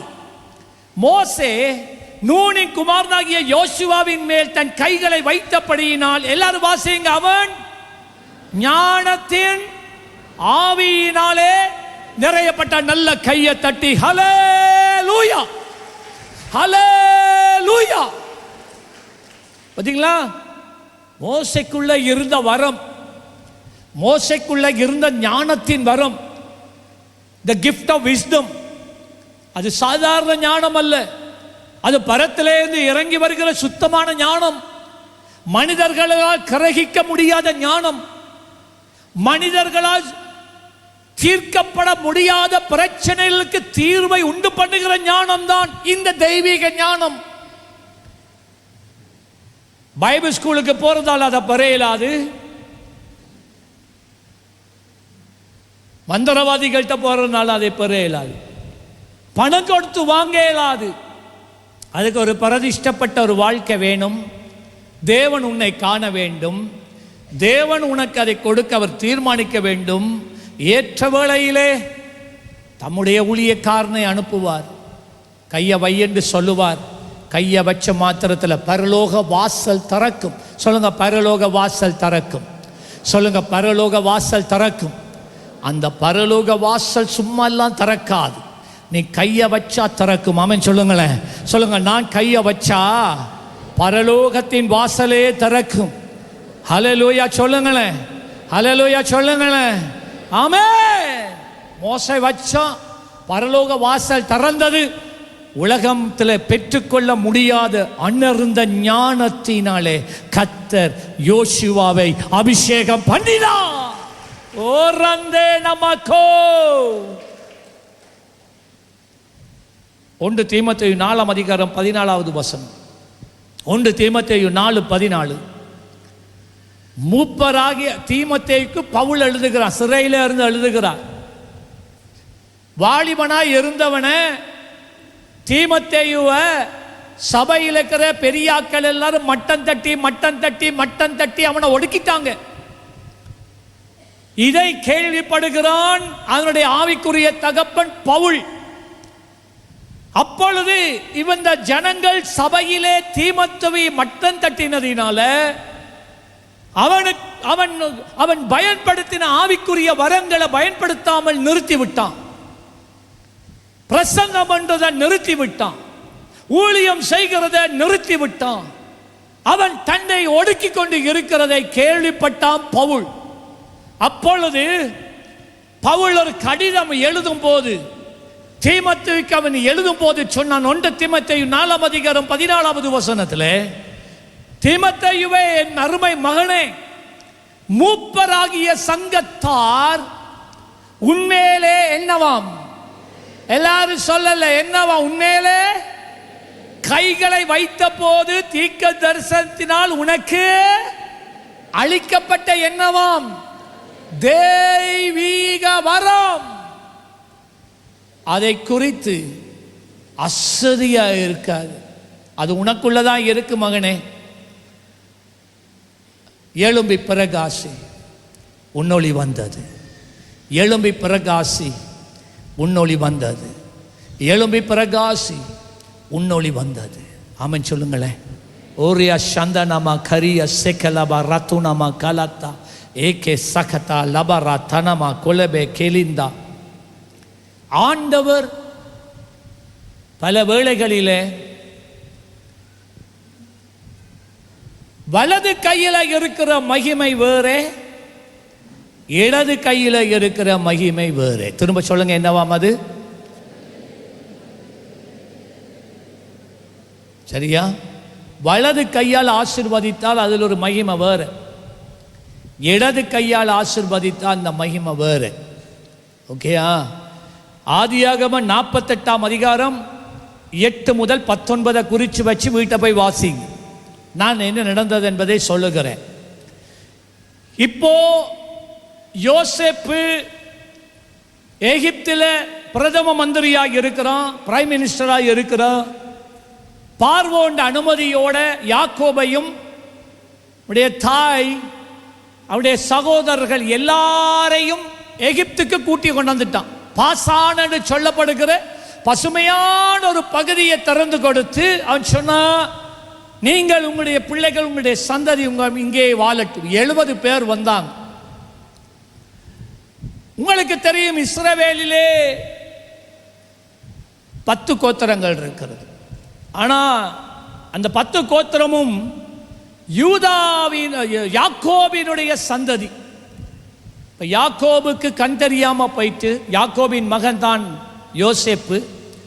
யாக்கோபினுடைய குமாரர்களிடத்தில் இருந்து வந்தது தான் இந்த இஸ்ரவேல் சந்ததி. 12 சந்ததிகள், 12 பிள்ளைகள். 10 சொன்ன வெள்ளனா மன்னிக்கும், 12 பேர். இந்த 12 பேர்ல ஆண்டவர் சொன்னார், லேவி உண்ட கோத்திரத்தில் ஒன்றுதான், ஆனா நான் கானான் தேசத்தை பங்கிட்டு கொடுக்கிற நேரம் அவர்களுக்கு நான் பங்கிட மாட்டேன். யாக்கோபு, லேவி உன்னுடைய பிள்ளையாய் இருக்கலாம், குமாரனாய் இருக்கலாம், ஆனால் நான் உன்னிடத்தில் இருந்து லேவியை எனக்கென்று நான் தத்தெடுக்கிறேன். அவர்கள் எனக்குரியவர்கள், அவர்களுடைய பங்கு நான் தான் சொன்னார். நிலத்தில் அவங்களுக்கு பங்கு கிடையாது. சரி, அப்படியானால் 12 கோத்திரத்தில் இப்ப 11 பேர் பிள்ளைகள் தான் இருக்கிறாங்க. அந்த 11 பேர்ல ஒருத்தன் தான் யாக்கோபு. சரி, யோசேப்பு. இப்ப யாக்கோபுக்கு நல்ல வயசு போயிட்டு, கண்ணும் தெரியாம போயிட்டு, இவன் கட்டில உட்கார்ந்துட்டு இருக்கிறான். இவனுக்கு யோசிக்கிறான், நான் கெதில சாக போகிறேன், அதற்கு முன்பதாக நான் என் பிள்ளைகள் ஒவ்வொருவரையும் எடுத்து நான் ஆசீர்வதிக்க வேண்டும். நல்ல கேளுங்க, அந்த காலங்களிலே ஆசீர்வாதங்கள், சொத்துக்கள் எழுத்திலே எழுதி கொடுக்கப்படவில்லை.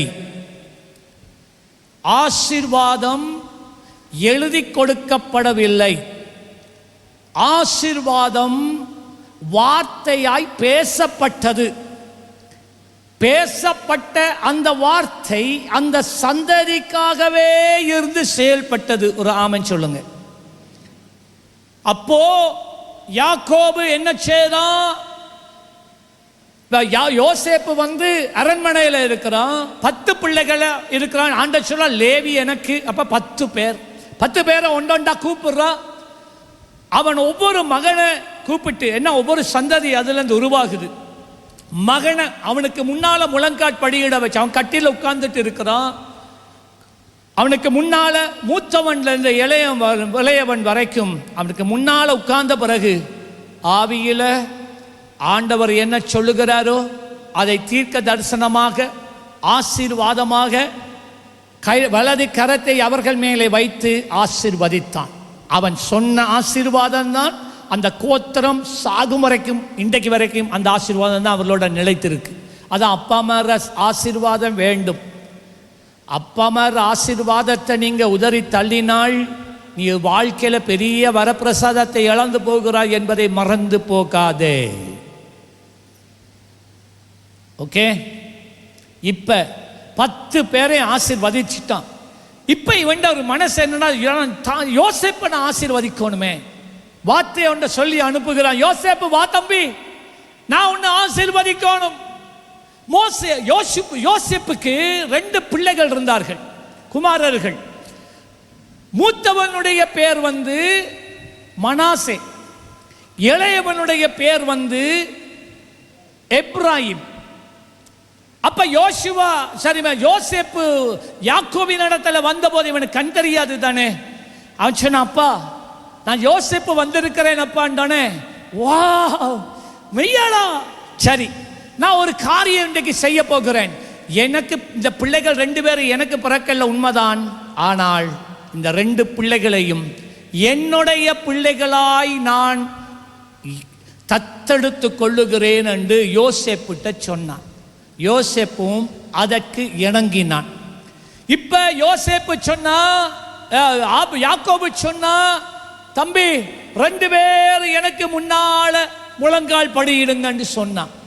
அப்ப என்ன செய்யறான் யோசேப்பு? நல்ல கவனிங்க, யோசேப்பு என்ன செய்யறான் என்றால், மனாசே மூத்தவனாய் இருந்தபடியினால் யோசேப்பு யாக்கோபு இப்படி உட்கார்ந்து இருக்க, அவனுடைய வலது கைக்கு முன்னால மனாசே என்கின்ற மகனை முழங்கால் படியிட வைத்தான். அவனுடைய இளைய மகன் எப்ராஹிமை யாக்கோபினுடைய இடது கைக்கு நேராக கொண்டு முழங்கால்ல நிக்க பண்ணினான். இந்த முற்பிதாக்கள் சும்மா கை வைக்க மாட்டார்கள்.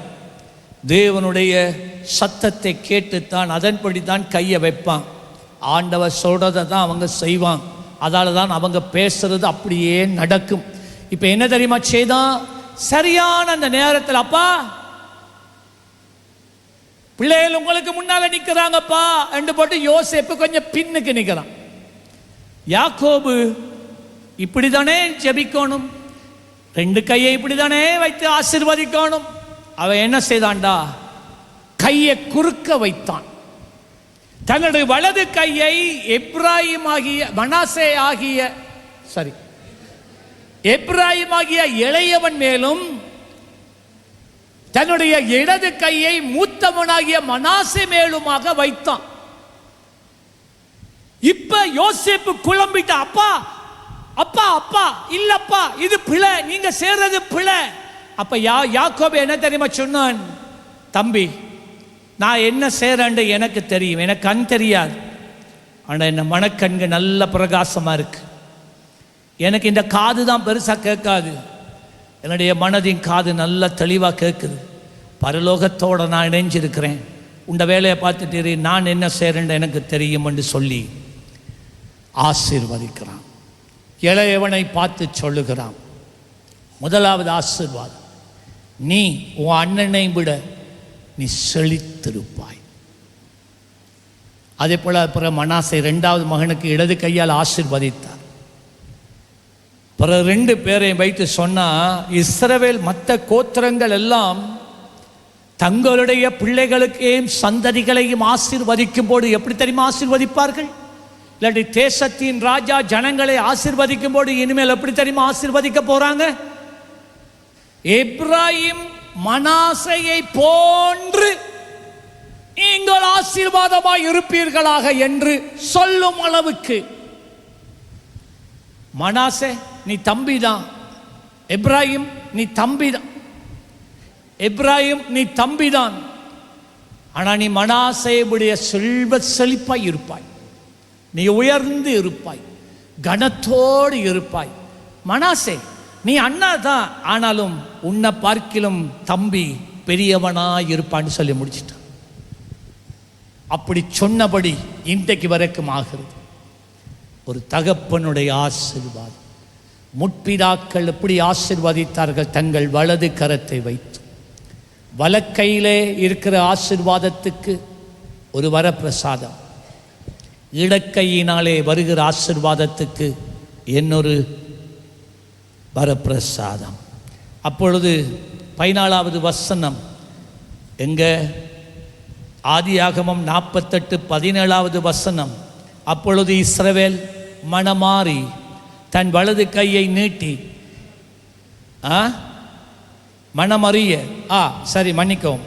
அப்பொழுது இஸ்ரவேல் மனமறிய, அவனுக்கு தெரியும் என்ன நடக்குதுன்னு, மனசுக்கு தெரியும், தன் வலது கையை நீட்டி இளையவனாகிய எப்ராயினுடைய தலையின் மேலும், அன்று மனாசே மூத்தவனாய் இருந்தும் தன் இடது கையை மனாசேயுடைய தலையின் மேலும் வைத்தான். அவன் தகப்பனோ தடுத்து, அந்த தகப்பன யோசேப்பு தடுத்து, அது எனக்கு தெரியும் என் மகனே, எனக்கு தெரியும், இவனும் ஒரு ஜனக்கூட்டமாவான், இவனும் பெருகுவான், இவனுடைய தம்பியோ இவனிலும் அதிகமாய் பெருகுவான், அவனுடைய சந்ததியார் திரளான ஜனங்களாய் இருப்பார்கள் என்று சொன்னார். 1 தீமோத்தேயு 2:8. அன்றியும் புருஷர்கள் கோபமும் தர்க்கமும் இல்லாமல் சண்டை பிடிக்கிறத நிறுத்துங்க, வாக்குவாதம் பண்றதை நிப்பாட்டு, பரிசுத்தமான கைகளை உயர்த்தி எல்லா இடங்களிலேயும், பஸ் ஸ்டாண்டாக இருக்கட்டும், வீடாக இருக்கட்டும், வேலை செய்கிற இடமாக இருக்கட்டும், நீங்கள் தங்கி இருக்கிற ஹாஸ்டலாக இருக்கட்டும், எல்லா இடங்களிலேயும் நீங்கள் ஜெபம் பண்ண வேண்டும் என்று பவுல் சொல்லுகிறார். நான் விரும்புகிறேன் எல்லா புருஷரும் எல்லா தகப்பன்மாரும், ஏனென்றால் உன்னுடைய கையிலே வல்லமை இருக்கிறது. நீ யார் மேலே உன் கையை வைக்கிற அவர்கள் ஆசீர்வதிக்கப்படுவார்கள். ஆனால் உன்னை ஆசீர்வாதம் உனக்கூட கடந்து செல்ல வேண்டுமானால் நீ ஜெபிக்கிறவனாக இருக்கணும், தேவன் ஆராதிக்கிறவனாக இருக்க வேண்டும். ஆமென். கர்த்தர் உங்களை ஆசீர்வதிப்பாராக. நீங்கள் இதையும் குறித்து வைங்க. நான் முடிக்க போகிறேன், ஆனால் நான் இதை சொல்லாமல் நான் முடிக்கக்கூடாது. யாத்திராகமம் 9ஆம் அதிகாரம் 28, 29, 33 வசனம். ஆண்டவர் மோசே சொன்னா, பார்வோனை பார்த்து, நீ என்ன இருதயத்தை கடினப்படுத்துறியோ, பெரிதான இடிமுழக்கங்கள் உண்டாவதாக, கண்மலைகள் விழுவதாக என்று சொன்னான். அதே போல பெரிதான இடிமுழக்கமும் பனிமலை, ஐஸ் கட்டி, பெரிய பெரிய கட்டி வானத்திலே இருந்து எகிப்து தேசம் முழுவதும் வந்து விழுந்தது. வீடுகள் சேதப்பட்டது, வயல்கள், தோட்டங்கள் எல்லாம் சேதமடைந்தது. இப்ப பார்வோன் சொல்றான், மோசே வா, ப்ளீஸ் ப்ளீஸ் ப்ளீஸ், நான் உங்களோட ஜனங்களை நான் போக விடுறேன், இதை நிப்பாட்டப்பா, இதை நிப்பாட்டு. இப்ப மோசே சொன்னதை கேளுங்க. 29வது வசனம். மோசே பார்வோனை பார்த்து சொன்னதை கேளுங்க. மோசே அவனை நோக்கி, நான் பட்டணத்தில் இருந்து புறப்பட்ட உடனே என் கைகளை கர்த்தருக்கு நேராக விரிப்பேன், கர்த்தருக்கு நேராக என் கைகளை விரிப்பேன். அப்பொழுது இடிமுழக்கங்கள் ஓய்ந்து கண்மழை நிற்கும். இடிமுழக்கங்கள் ஓய்ந்து கண்மழை நிற்கும். எப்படியா? எலியாவை போல 7 தடவை செபிக்க தேவையில்லை, தேவையில்லை. அதுதான் அபிஷேகம், அதுதான் மோசைக்குள்ள இருந்த அதிகாரம், அதுதான் மோசையினுடைய கையில் இருந்த வல்லமை. அதே வல்லமை தான் உனக்கும் இருக்கு. அன்று மோசேயின் கையில் கோல் இருந்தது, இன்று உன்னுடைய கையிலே தேவ வசனம் இருக்கிறது. மோசே 33வது வசனம். மோசே பார்வோனை விட்டு பட்டணத்திலிருந்து புறப்பட்டு தன் கைகளை கர்த்தருக்கு நேராக விரித்தான். எல்லாரும் வாசிங்க. அப்பொழுது இடி முழக்கம் கண்மழையும் நின்றது, மழையும் பூமியில். பார்த்தீங்களா? கையில் இருக்கிற வல்லமையை பார்த்தீங்களா? எல்லாம் கையில் இருக்கு. அப்போ இந்த கையை பயன்படுத்தாம சோர்வடைய பண்ணி தொங்க விட்டு கொண்டு இருக்கிறதுல என்னையா பிரயோஜனம்? வல்லமையே கையில் இந்த உன்னட்டையே இருக்கு. பெரிய ஆயுதம், பரலோகத்தை அசைக்கிற ஆயுதம், பிசாசினுடைய கோட்டைகளை நொறுக்கும் ஆயுதம் உன்னட்டை இருக்கு.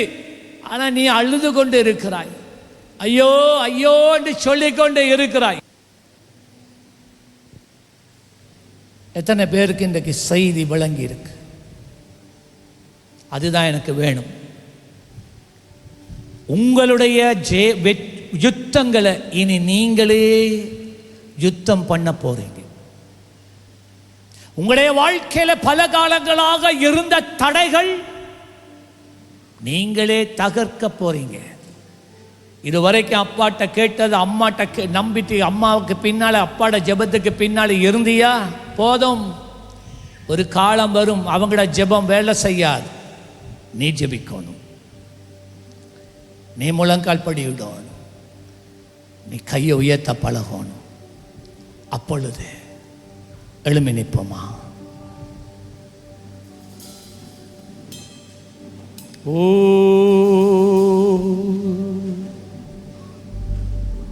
லா லா லா லா பார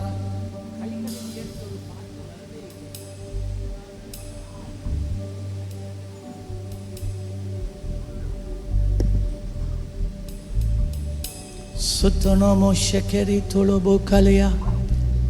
ஒரு கொஞ்ச நேரம் எல்லாரும் கையை உயர்த்துங்க. இப்போ விளக்கத்தோடு உயர்த்துறீங்க. 2 கை. Very good. பிள்ளைகள் எல்லாரும் உயர்த்துறீங்க. Very nice, good. இந்த வாலிபர் முகாமில் நாங்கள் ஊழியம் செய்வோம். திங்கக்கிழமை நாங்கள் தாளங்குடா சீயோன் சபையில் வாலிபர் முகாம் நடக்கிறது. அங்கே போய் அநேக பிள்ளைகள் மேலே கைகளை வைக்க இருக்கிறோம். செவ்வாய்க்கிழமை ராத்திரி இங்கே அதே போல பிள்ளைகள் மேலே எங்கள் கரங்களை வைப்போம். அங்கே வல்லமை புறப்படும், நதி புறப்படும், பரிசுத்த ஆவியின் வல்லமை அபிஷேகம் புறப்படும். ஓரிக்கா இப்போ சத்தத்தை உயர்த்தி கொண்டு செபிங்க. ஓரிங்கடா லக்கதா கதா கபரியா கேனமா கோபத்தே கலியந்தோ ஷஹரந்தே நமக்கோ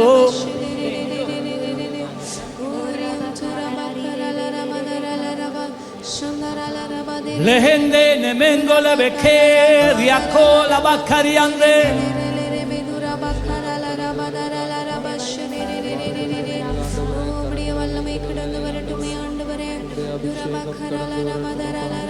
ripa kalaba tolobo kolia toluko sakha mananda labato keleto elebe kala tharaka shakalen dadama kolebe kiriyan dala இண்டையில இருந்து நீங்க தங்கச்சி கையை உயர்த்து. இப்பெல்லாம் நேரம் கத்தி நல்ல உயர்த்து உயர்த்து. இந்த மற்றவங்க உயர்த்தி இருக்கிறத பாருங்க, அதை போல உயர்த்த பழகுங்க. கமான். ஓ ரியாக்கபரியாந்தே நமங்காரியாந்தே. கை உடைஞ்சா ஒரு நிமிஷம் கீழே விட்டுட்டு திருப்பி உயர்த்துங்க. It's no problem. ஓ ரதரகா சகந்தே நேமேகே லலலா ரதலபா உனியந்தே நமங்கேரியாந்தோ.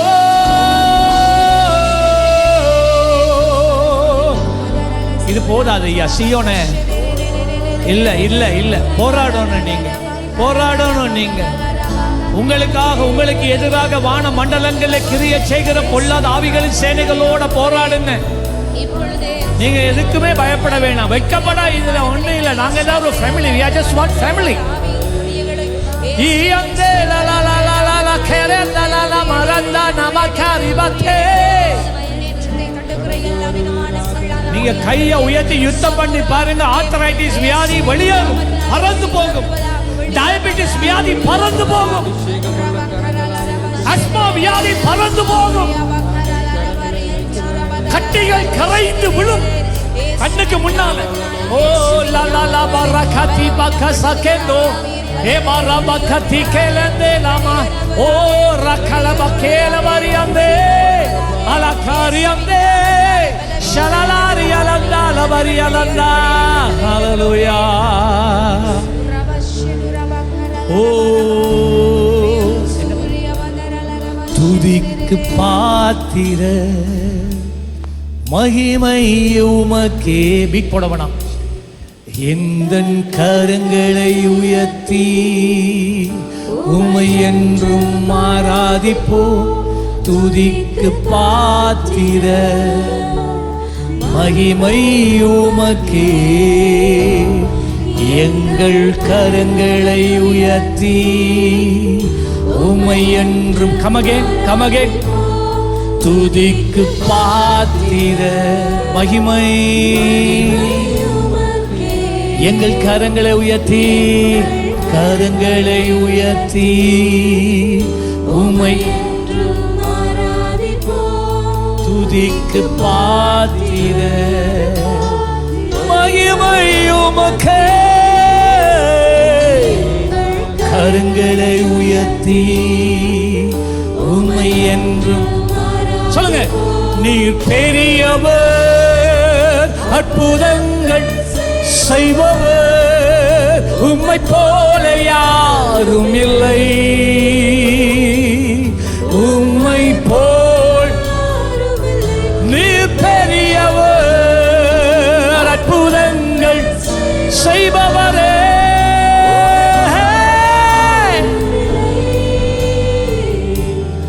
உம்மை போல.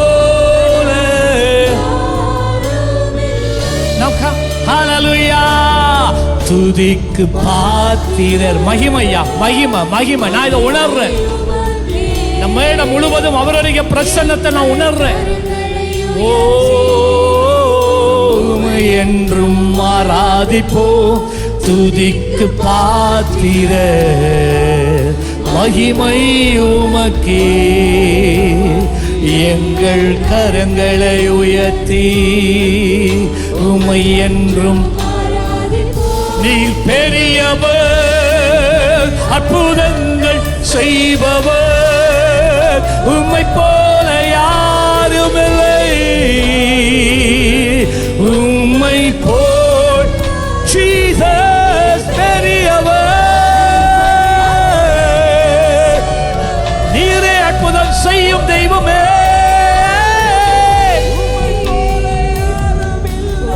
உம்மை போல.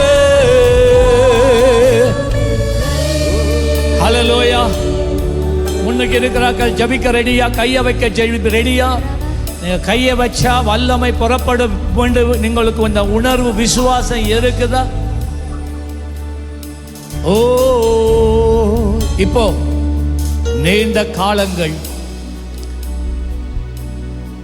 வாழ்க்கையில போராட்டம், தீர்வே இல்லாத பிரச்சனைகள் நூடுல்ஸை போல ஒன்றை தொட்டா மற்றது பாதிக்கப்படும், அதை பார்த்தா இது பாதிக்கப்படும். இப்படியாகும் வாழ்க்கை பின்னி பிணைந்து போய் இருக்கிறது. மனிதனால் கூடாது, ஆனால் தேவனால் ஆகும்.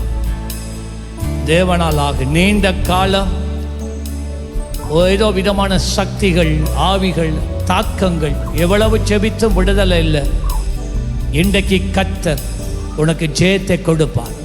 இன்றைக்கு முன்னுக்கு வருகிற நீங்கள் உங்களுக்காக ஜெபிக்கப்படுகின்ற போது, உங்களுக்காக கைகளை வைத்து ஜெபிப்பார்கள். கைகளை வைத்து ஜெபிக்கின்ற போது அந்த ஜெபிச்சு முடியும் வரைக்கும் நீங்கள் கையை மேலே உயர்த்தின கையை நீங்கள் கீழே விடக்கூடாது.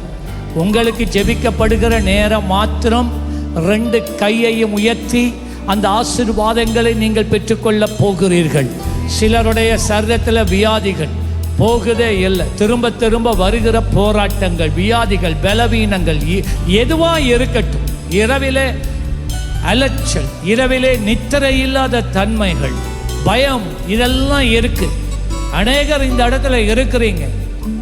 இன்றைக்கு நாளோட இந்த கோட்டைகள் உடைக்கிறது, இந்த கோட்டைகள் உடைகிறது. உடையவே முடியாத எரிகோ கோட்டை தகர்ந்தது போல சத்துருவின் கோட்டைகள் உடைகிறது. இப்பொழுது யாருக்கு ஜெபம் வேணும்? இப்படிப்பட்டவர்கள் சீக்கிரம் முன்னுக்கு வாங்க. ஓ, நீ பெரியவர், அற்புதங்கள். வெயிட்டா, நான் இப்ப சொன்னதா உங்களுக்கு தெரியும். முன்னுக்கு வர்றா. Wait wait wait wait. நான் சும்மா விளையாட்டுக்கு சொல்லல. இப்ப கை உயர்த்த தேவையில்லை சிஸ்டர், முன்னுக்கு வந்திருக்கிறார்கள். இப்ப கை உயர்த்த தேவையில்லை. நீங்க எப்போ கையை உயர்த்தணும்? நான் உங்க மேல உங்களுக்கு முன்னால் இருக்கிற ஊழியக்காரன் கையை வைக்கிற நேரம், ஊழியக்காரி கையை வைக்கக்குள்ள நீங்க 2 கரங்களை உயர்த்தி கொண்டே இருக்கணும். மாற்றப்பட முடியாதவைகள் இன்றைக்கு காலையிலே மாறுகிறது. ஓ ரபா காபரா சாபரா சேமனா கோபாரா சதீனா ஏலியா ரிஹேந்தா நஹாந்தோ லேபா காபரா சக்கதா. நான் அதை பார்க்கிறேன், நான் அதை ஆவியிலே பார்க்கிறேன், நான் அதை ஆவியிலே பார்க்கிறேன். கர்த்தர் இப்பொழுதே கிரியை செய்ய ஆரம்பித்து விட்டார். ஆவியானவர் இப்பொழுதே கிரியை செய்ய ஆரம்பித்து விட்டார். ஹல்லேலூயா. கர்த்தர் பெரியவராய் இருக்கிறார். ஆமென். கர்த்தராகிய இயேசுவே, உம்முடைய நாமத்திலே உம்முடைய ஜனங்களை ஆசீர்வதிக்கிறோம். இந்த வார்த்தை ஒருவரை விட்டு விலகி போகாதபடி இந்த வார்த்தை உம்முடைய பிள்ளைகளின் ஆவியிலும் ஆத்மாவிலும் நிலை கொண்டு இருப்பதாக.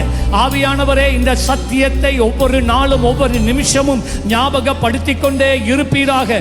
இதனாலே உண்டாகிறதான மேன்மையை, வல்லமையை காணும்படி செய்வீராக.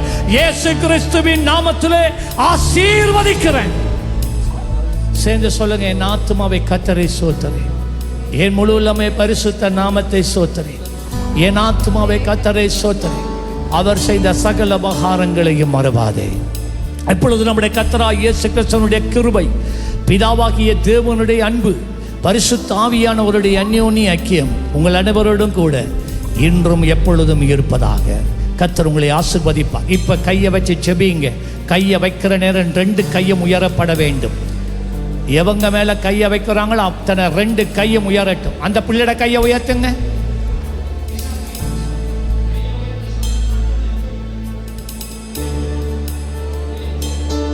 ஓ, நீ பெரியவர், அற்புதங்கள் செய்பவர், உம்மை போல யாரும் இல்லை,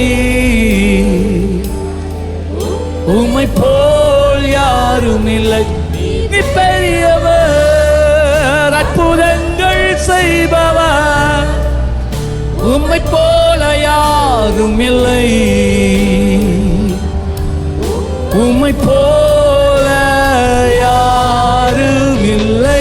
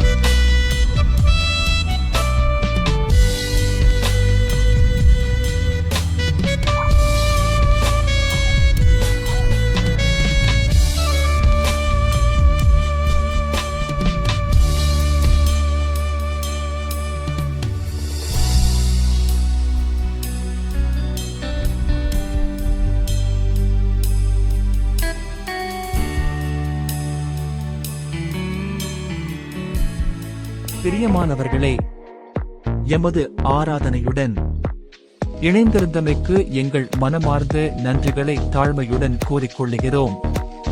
இந்த ஆராதனை உங்கள் ஆத்துமாவுக்கு மிகுந்த ஆசீர்வாதமாக இருந்திருக்குமென விசுவாசிக்கிறோம். தொடர்ந்தும் எம்முடன் இணைந்திருங்கள். கர்த்தர் தாமே உங்களை ஆசீர்வதிப்பாராக.